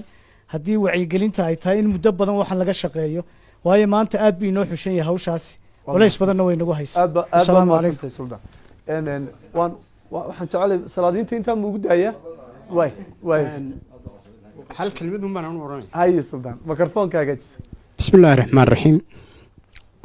horta dhammaan nin walba teetalkiisaan ku salaamayaa dadka halkan jooga intii ka shaqaynaysay ee ka toobad keentayna ilahay wax khayr lah ugu bedelo waxa weeyaan sidaa uu sababada sudaanba sheegeen waanu mareexay dadka marka xaqiiq loo dhabagalo guruubbe isku xidhan baa horta jira waxaana si toosa u soo galaa gudaha markuu soo galana waxaa lanoo xaqiijiyey in wax alla waxaan habeenkii gaar baanu qabanaa yidhaahdaa in heegan ay u yihiin oo kii askarigaa daacaddahaa ay dhaafinayaan marka waxaan leeyahay marka dadka habeenkii gaarka gala ciidamada iyo goobaha waxa weeyaan ka soo gelinayaa ee dibadda xaggaa ka soo iibinayaa gaarigiioo koonkoonsanoo buuxa ayaa soo gelinayaa meel walba cid ka mida booliska ayaa u fadhida soo dhaafisa gudihii markii la soo galana xitaa kuwii baadi goobayay kuwa habeenkii gaar baanu qabanaalehe weligoodii allahood lacagta dadka ka qaata unbaa isku dhiibdhiibo oo waxa weeyaan kii daacadda ahaa unbaa gidaar loo dhiibaa shicibkii biliiskaba shicibkii biliiskaba biliiskii eryanayeyba ayaa kii gaar baan hayaa lahaa halkaa intuu halkaa ka duwo gidaar loo dhiibaya aad baad mahadsan tahay marka waxaan idiin sheegayaa wacyigelintana ha la badiyo waxaanan idin leeyahay warniyo aafaa inagu socotee xuduudada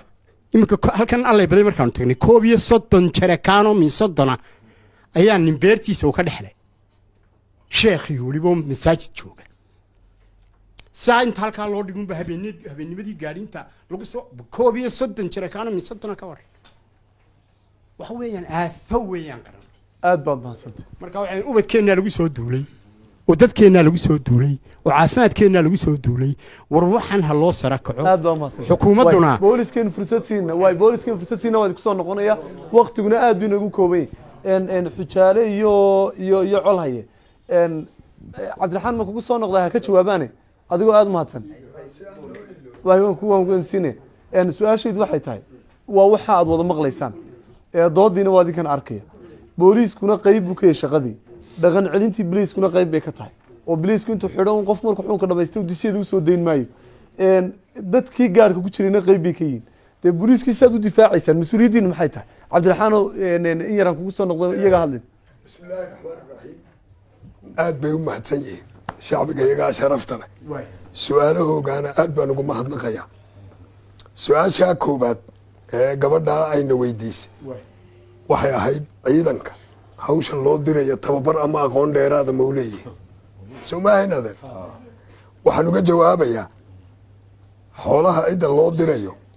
waa in la yaqaano horta mas-uuliyadda qofku uu leeyahay cidda aan u diraynen adeegsanayno ee qaybtaa cusub ee la aasaasay waa dad aqoon u leh cilmiyan xataa nooceega meelaha ay ka baxdo intaba aqoon dheeraada u leh iyagu nadiif ma ka yihiin iyagu kuwaad u diraysaa nadiif ma ka yihiin xataa nin jaad cuna waan ka reebnay xataa nin qayila waan ka reebnay waana dhalinyartii jaamacadaha ka baxay haddaan maanta been idin sheegada ilaahay baa i arkay ila idinku ma ogidiine xataa nin jaad cunaya waan ka reebnay run baa idin sheegaya faanna maaha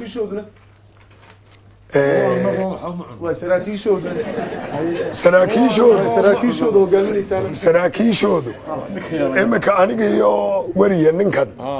waxaan idiin nimid galabta casirka markaan tukanay midkayo jaad ma cun laakiin booliisku isku wada mid maaha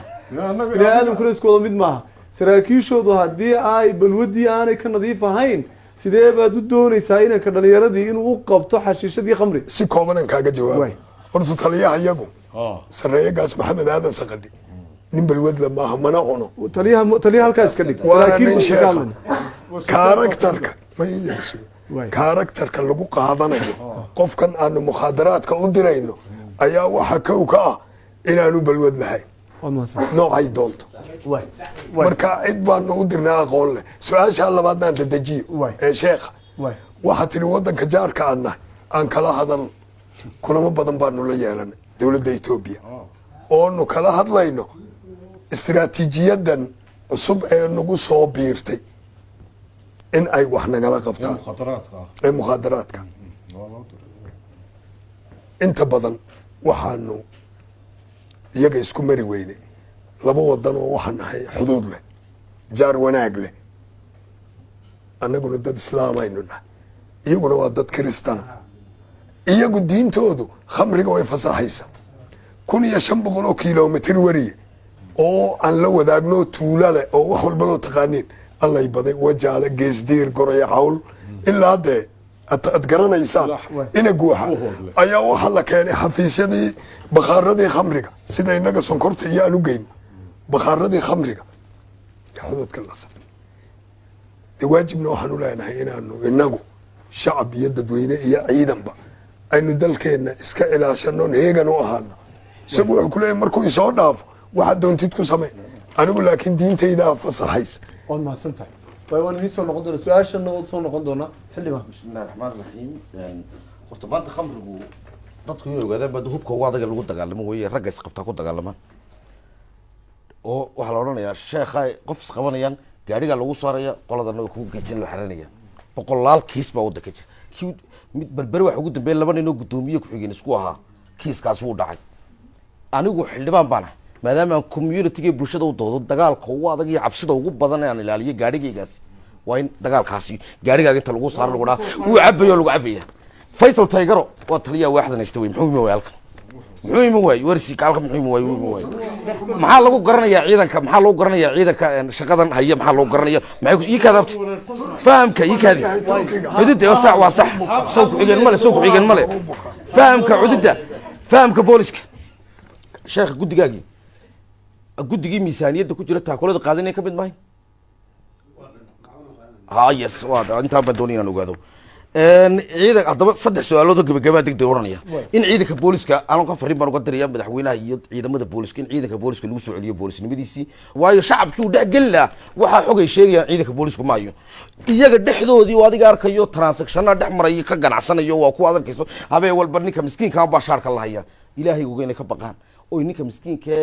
la soo wanjalay ama ka litirka yar laga iibiyo kii ka iibinaya Ethiopia ka keenana uu suuqa raaxaysan iyo malaayiinta doolar u rursanayo in runta ummadda u sheegaan ka soo qabta kaanoo ku gabagabinaya xeerka daryeelka weligeed adduunyadu la dagaalanka sidan booliskeenu la dagaalamo loolama dagaalamo xabsi bal ma geeyo waxay leeyihiin xarumaha daryeelka ilaa qofkan waa dhaqtar waa kan dhakhtarkii jooga in la daweeyo doonayaa marka la daweynayna xarun gaar u doonaya xabsi lama geeyay in xanuunsanayo halkii qaalay meel baan qaal xanuunsanayso maskaxdii bood computerka lagu arkayaa buuri qofkaas wuxuu doonaya in dhakhtar la geeyo xarunta dhaqan celin looma sameeyo anay la xidhnaayeen ilmaha yar dhashayna la soo qabto ilaahay iyo diinta iyo nabiga aan tukanaan ku say oranay ordo samada ku tuko war ciidanka boolisku miisaaniyadda ugu qoran booliska wadiyaab xaruntii rugta kutubta ayaa saldhigu ah ma faan waxaan noqonayaa in maxbuus xidhan oo kaadidayda markaan weydiisto waa laysiiyaa buu booliskeenu maraya boolis bakaas waxa ahayd inuu saldhig inuu ku dhex yeesho saldhigga dhexdiisa maanta boolisku ii kaaditay xaq baa unayda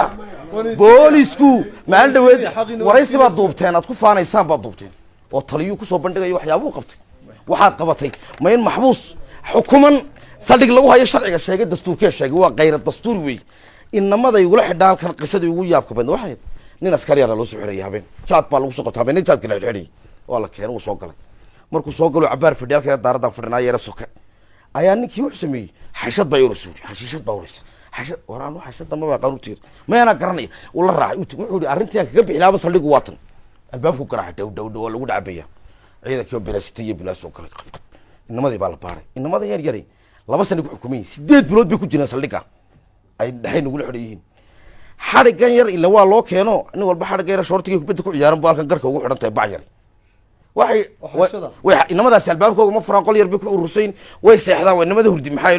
iyagu niyo meena kuleelka ma dareemin soo baasha yar bay ku dhuftaan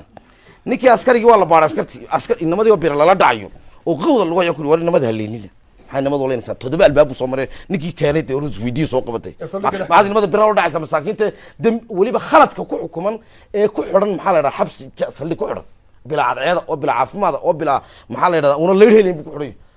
rugta kutubta nin ku xidhan bay TV ka soo dumay boolisku yiraahdeen waa nin fiican oo si fiican u xidhan rugta kutubta ma taqaana kutubta waxa laga qariyaa dabaysha siigada roobka biyaha bilaadku inta muu baahnay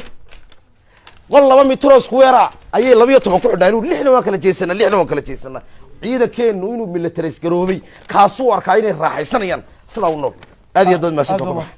sheekh ku soo dhaw waan soo gabagabayn doonaa barnaamijka biliiska ka jawaabi doona su'aalahan waan siinayna alxamdulillah doctor imaan ku soo anigu runtii horto barnaamijku waa gabagabo anigu waxaan odhan lahaa uun yar sahel ahaan markaa runtii mawduucan aynu ka hadlay waa mawduuc aad iyo laxaad weyn waa aafo qarankeennii ummaddeennii haysata waa aafo haddaynaan ka hortegin dee dhallinyaradeennu wada baabiinaysaa waxaan siin doonaa sheekh cabdiraxmaan dhammaan way mahadsan yihiin kasoo qaybgalayaasha doodan qiimaha badan runtii xildhibaanka wax badan oo odhan lahaa imika hadalkiisii dambe ayaan ku dhaafayaa anu sheekhaan waafaqsanoo runtii wixii waynu ka hadalay laamaha bileyska ee runtii arrintaa khusaysan aad bay u sharxeen ururada ka shaqeeya hadday ururka wacyigelinta tahay iyo hadday tahay ururka mukhadaraadka oonanu ka tirsanahayba tahay aad bay markaa u sharxeen oo ay faafiyeen anu waxaan odhan lahaa anoo soo gaabin waqtina ka faaidaysanaya bini aadanku halku ka tamaryaa waa caqliga haddii lagaa qabsado nolol ma jirto ونيم بالك عقل يقول نجح يستا مخدرات مركل يسكروا ده مخدرات والله شرحوا كنا نقول مايو لكن أنا أتيد بس على شيخة إنه قوي نيرك لقيب إنه ده كان أباها وقعت قولديسه هذا ما هذا له لكن هو دبعت هذا إنها يستا أنت أنا وحدي يعني جامعة أنا وندقة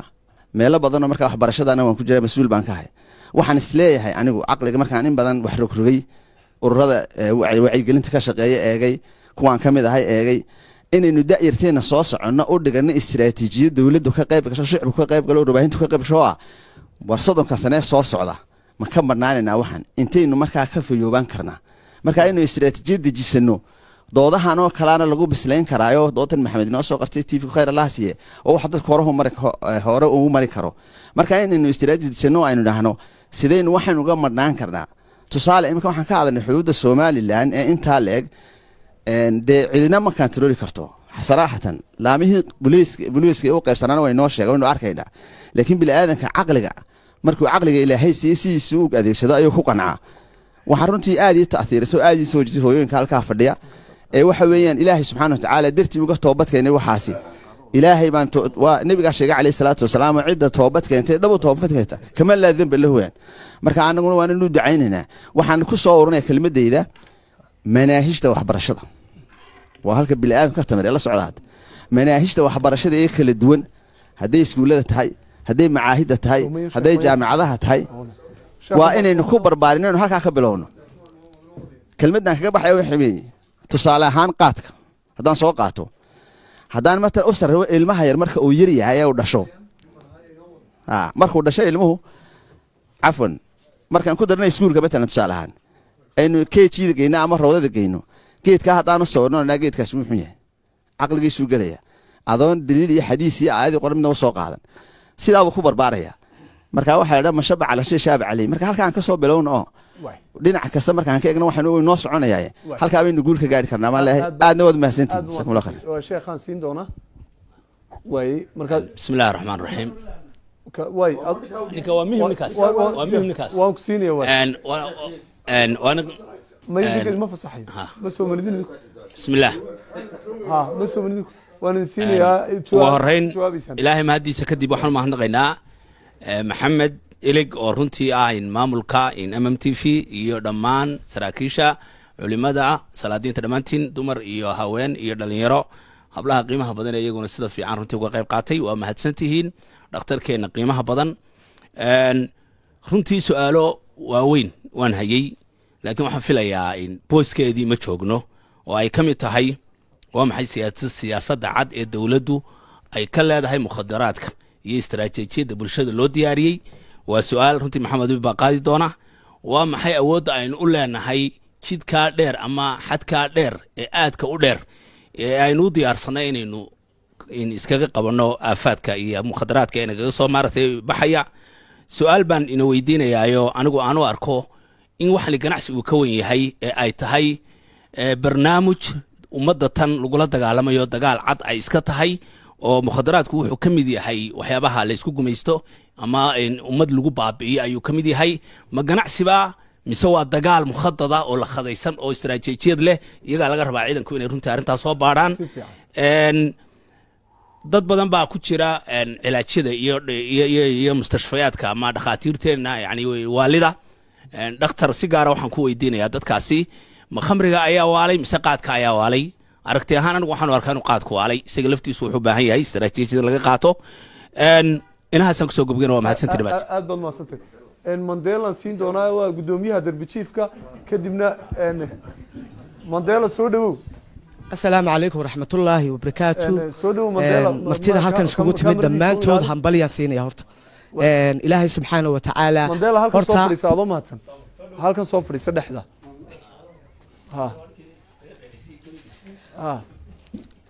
asalaamu calaykum waraxmatullaahi wabarakaatu dhammaan martida halkan fadhida iyo la taliyaasha iyo xildhibaanka intaba aad baan u salaamaya asalaamu calaykum waraxmatullaahi wabarakaatu waxaan odhan keliyaa un inaan galo qeybtan jidoronka ee darbajiifta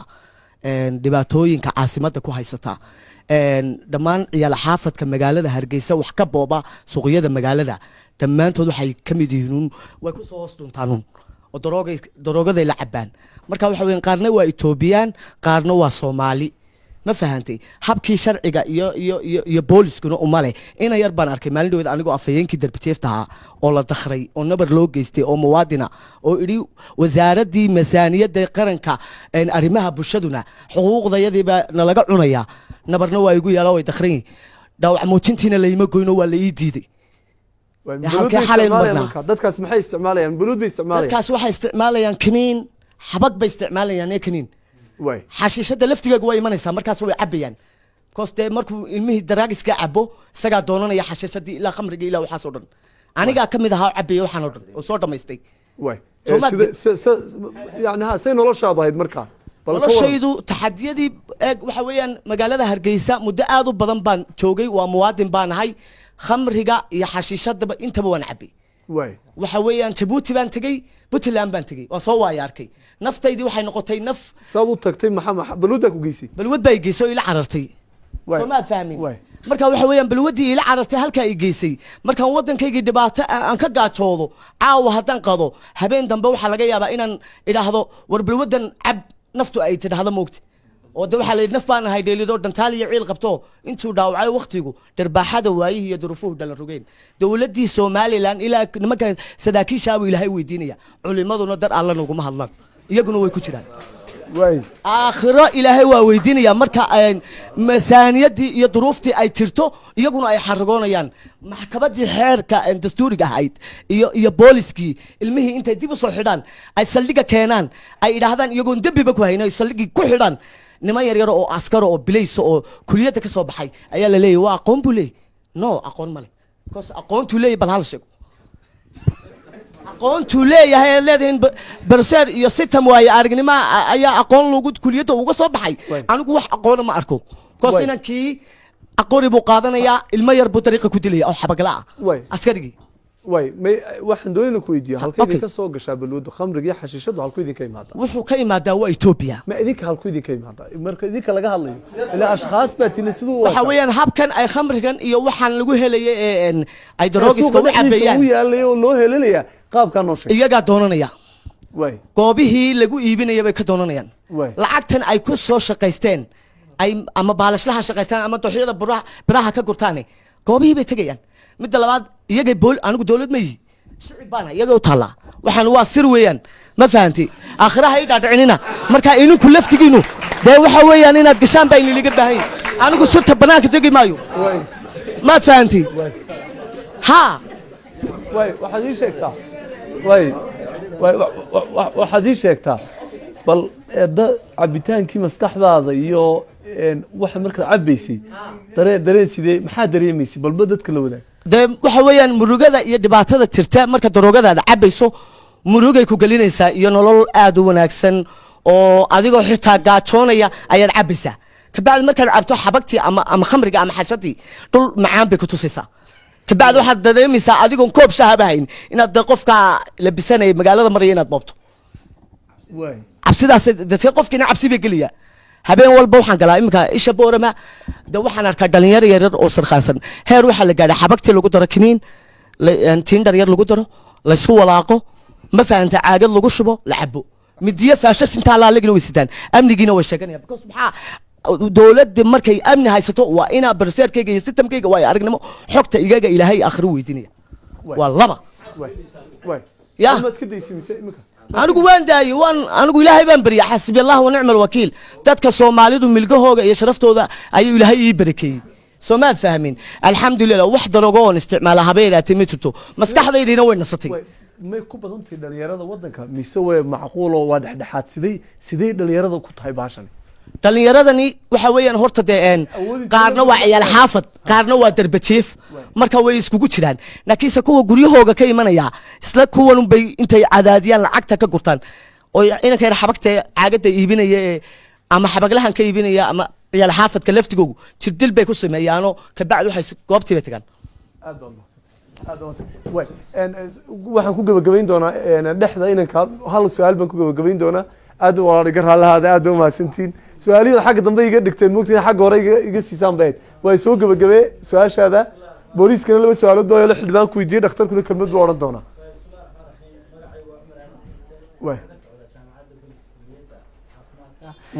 waxa kaloon ka shaqeeyaa cisbitaalka dowladda muddo 7 sano xildhibaanka waxaan doonayay inaan hadal yar ka saxan doonayay tii ahay cisbitaalka dowladda waa taan doonayna xildhibaanka ka saxo xagga eegista marka la eegayo khamriga qofka lagu cadaynayo system ba sida caadiga la soo mariyaa markuu boolisku soo qabto qaybta emergency-ga cisbitaalka u keena xildhibaanka waxaan leeyahay muddada 7 sano ba anaa meesha ka shaqaynay kulli xogta si waa lagu siin karaa si qaldan si saxsan waa lagu siin karaa laakiin waxa weeyaan qofka marka la soo qabtay boolisku noo keenaan xildhibaan horta wax qolo madow lagu eega ma jiro qolal caadi aanu gelinaa dambi baadhaha wada ama askariga wada wuxuu soo qaata warqad ninkaas in loo baadho ah annaga waxa noo yaala qalab meesha lagu eego oo maxay qalab lagu eego qofka inuu sakhraansayn karo afka looma geliyo waa mashiin la soo iibiyo waliba dalka dibadiisa laga keenay mashiinkaasi waa la shidaa 00 markuu soo gaadho qofka sakhraansani ama sakhrada lagu haystaa uu afuufaa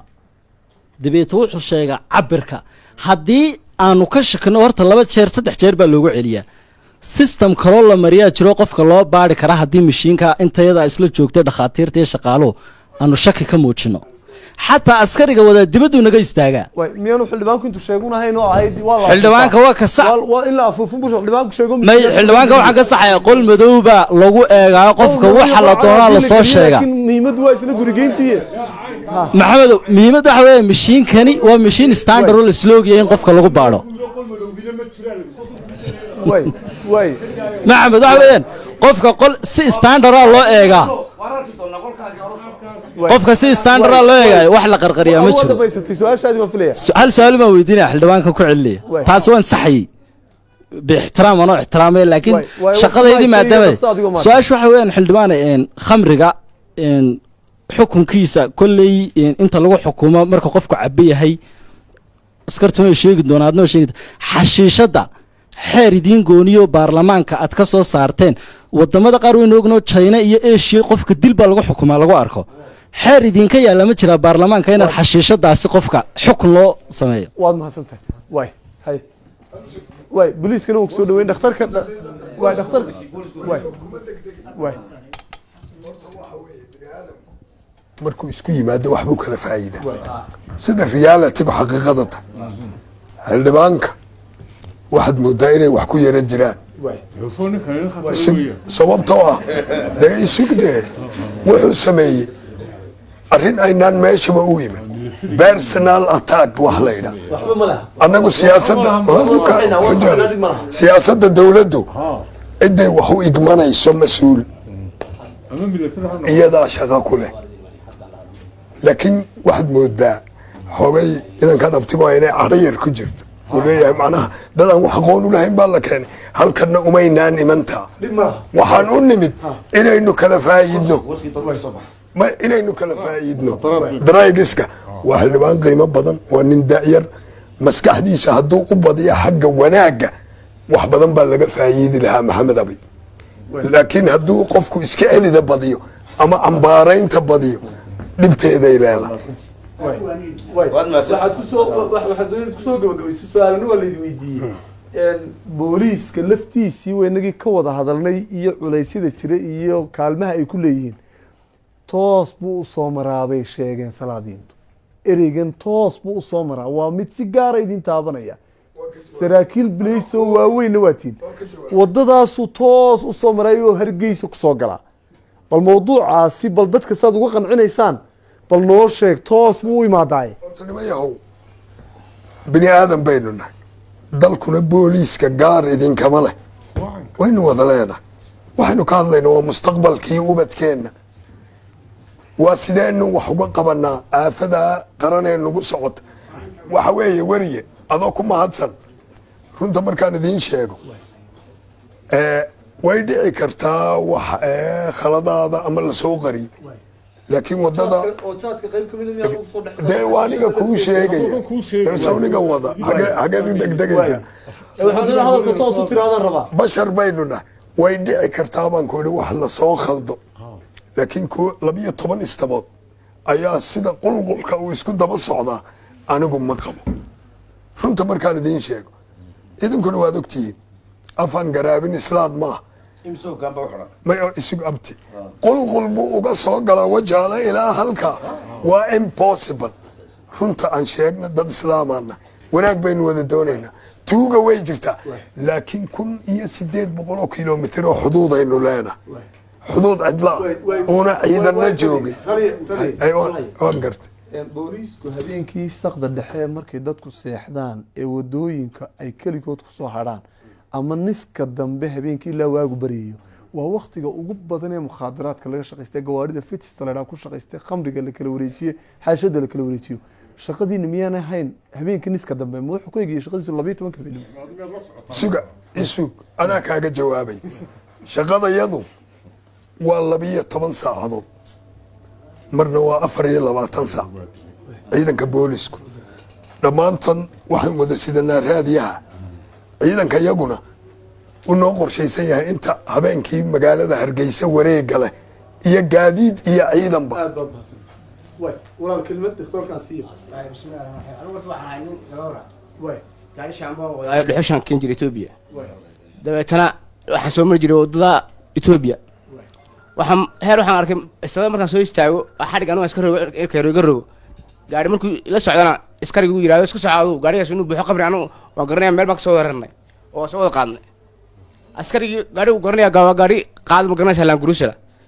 markuu soo noqdo wuxuu leeyahay heel baa iga sii qaad birta ku qaad gaarigaas meesha laga soo cabiyay qamriga oo soo arko annaga soo wada qaadnay saasan ku iska socdo waa heedad ku arko dhowr habeen laga soo gelin jiray baalkan buuraha la soo geliya xagga daro إني قريب ما حد ليش جاي قرب كودي هل كان إني قريب وأنا هين حد كان نعم وصار حد كان كلويان واي هل كان حدود كدرر ما كم حد هذا قاعد يو خمر سيدا توس سوق اللي بريسك وكقاضية ها أرهب له ما ذيك ها سعو واي أضم اللي يبي أنا قاعد الحشة كسع بنجري أظن الحشة تسع بيج ها والحشة خمرك سوسع الحشة كوس سوق اللي جرني واي أسكرت أنا مركا أيسود عفانا وحلو جرني وقاري هو اللي سيداي واي مركا لا ما أمني مركا وح لا هذا ماشي سيدي كسوق قلامبا وحو كم صبحان واي ها ما لو حدا هذيك ولي مي لو محرم ولي لو محرم بس كده ها لو أساسا كون دايما مركدم واي مدين تلك بعد إضافة الحلو هذا خمر كل حي بنيسي يلا بس أنا واي ولي أنا لو ما قبل ولي أنا هل مرة يغسل كمان قاعد وكعرنا واي أوكي marka waxa weeyaan arintani waa ciidankii iyo istabiiba ba qayb ka ba ha oo de waxa ku ogaadaba gaari ilaa gurusulka qaadka siday oo qaadki geeyay oo soo noqday oo aan taagnaan la cashuurayo dhuxush la cashuurayo ayaa loo gaarigi galada siidaya hada gaarigaas waa cabesi yahay oo raran yahay siidaya ha aad ba ma teeyaa galata boqor gulay maxaa kara ma ku daraysaa wax ma ku daraysaa way kelmada ku daran ninkaasina way in badan baan ugu waayay aragnimo leeyahay waxaan ana soo gelin jiray ha horta xagga bliiska kantarool la sheegayo xagga horta eed badan kama jirto dhulkan qarfaha ayaan soo mari jiray de uu joogaa ilma jaamac khadar ninkan uu fadhiya isagu oo waxaan ilaa 8 sano ayaan u keenayay خمرقي iyo xashid ma keento may biyaha kharmiga way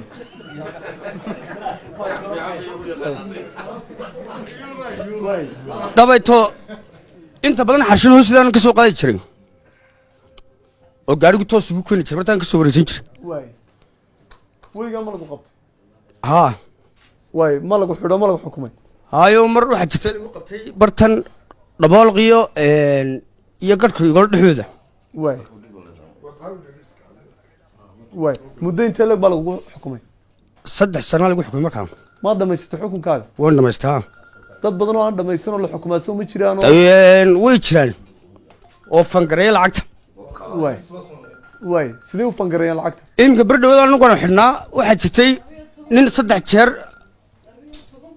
oo lagu qabtay oo ka cararay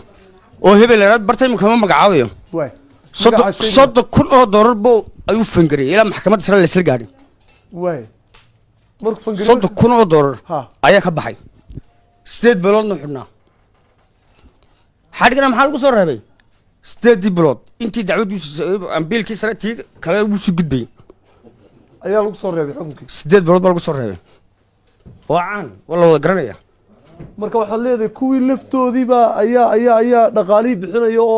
oo aan la xukumayn maskiinka unbaa la xukumaya aan dhaqaale haysan halkaad ku aragtay 12 kun oo doolar baad sheegtay ma 12 kun oo doolar qof lagu bixiyay baa isna jira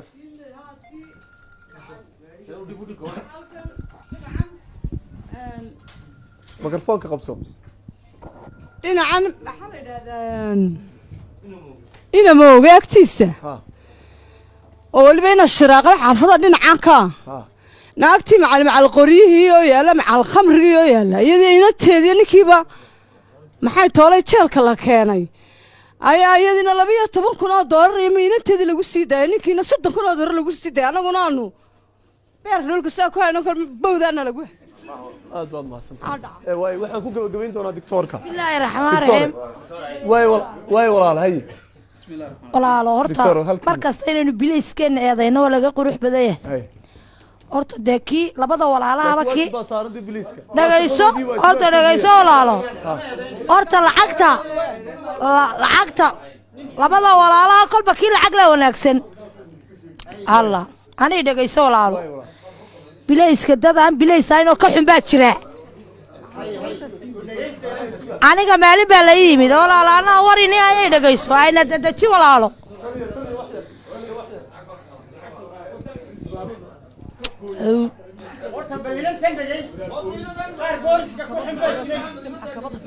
horta bilayska wax xun iyo wax fiicanba uu ku jiraa isku muuqan inay dhagayso bilayska walaal dad xun iyo dad fiicanba way ku jiraan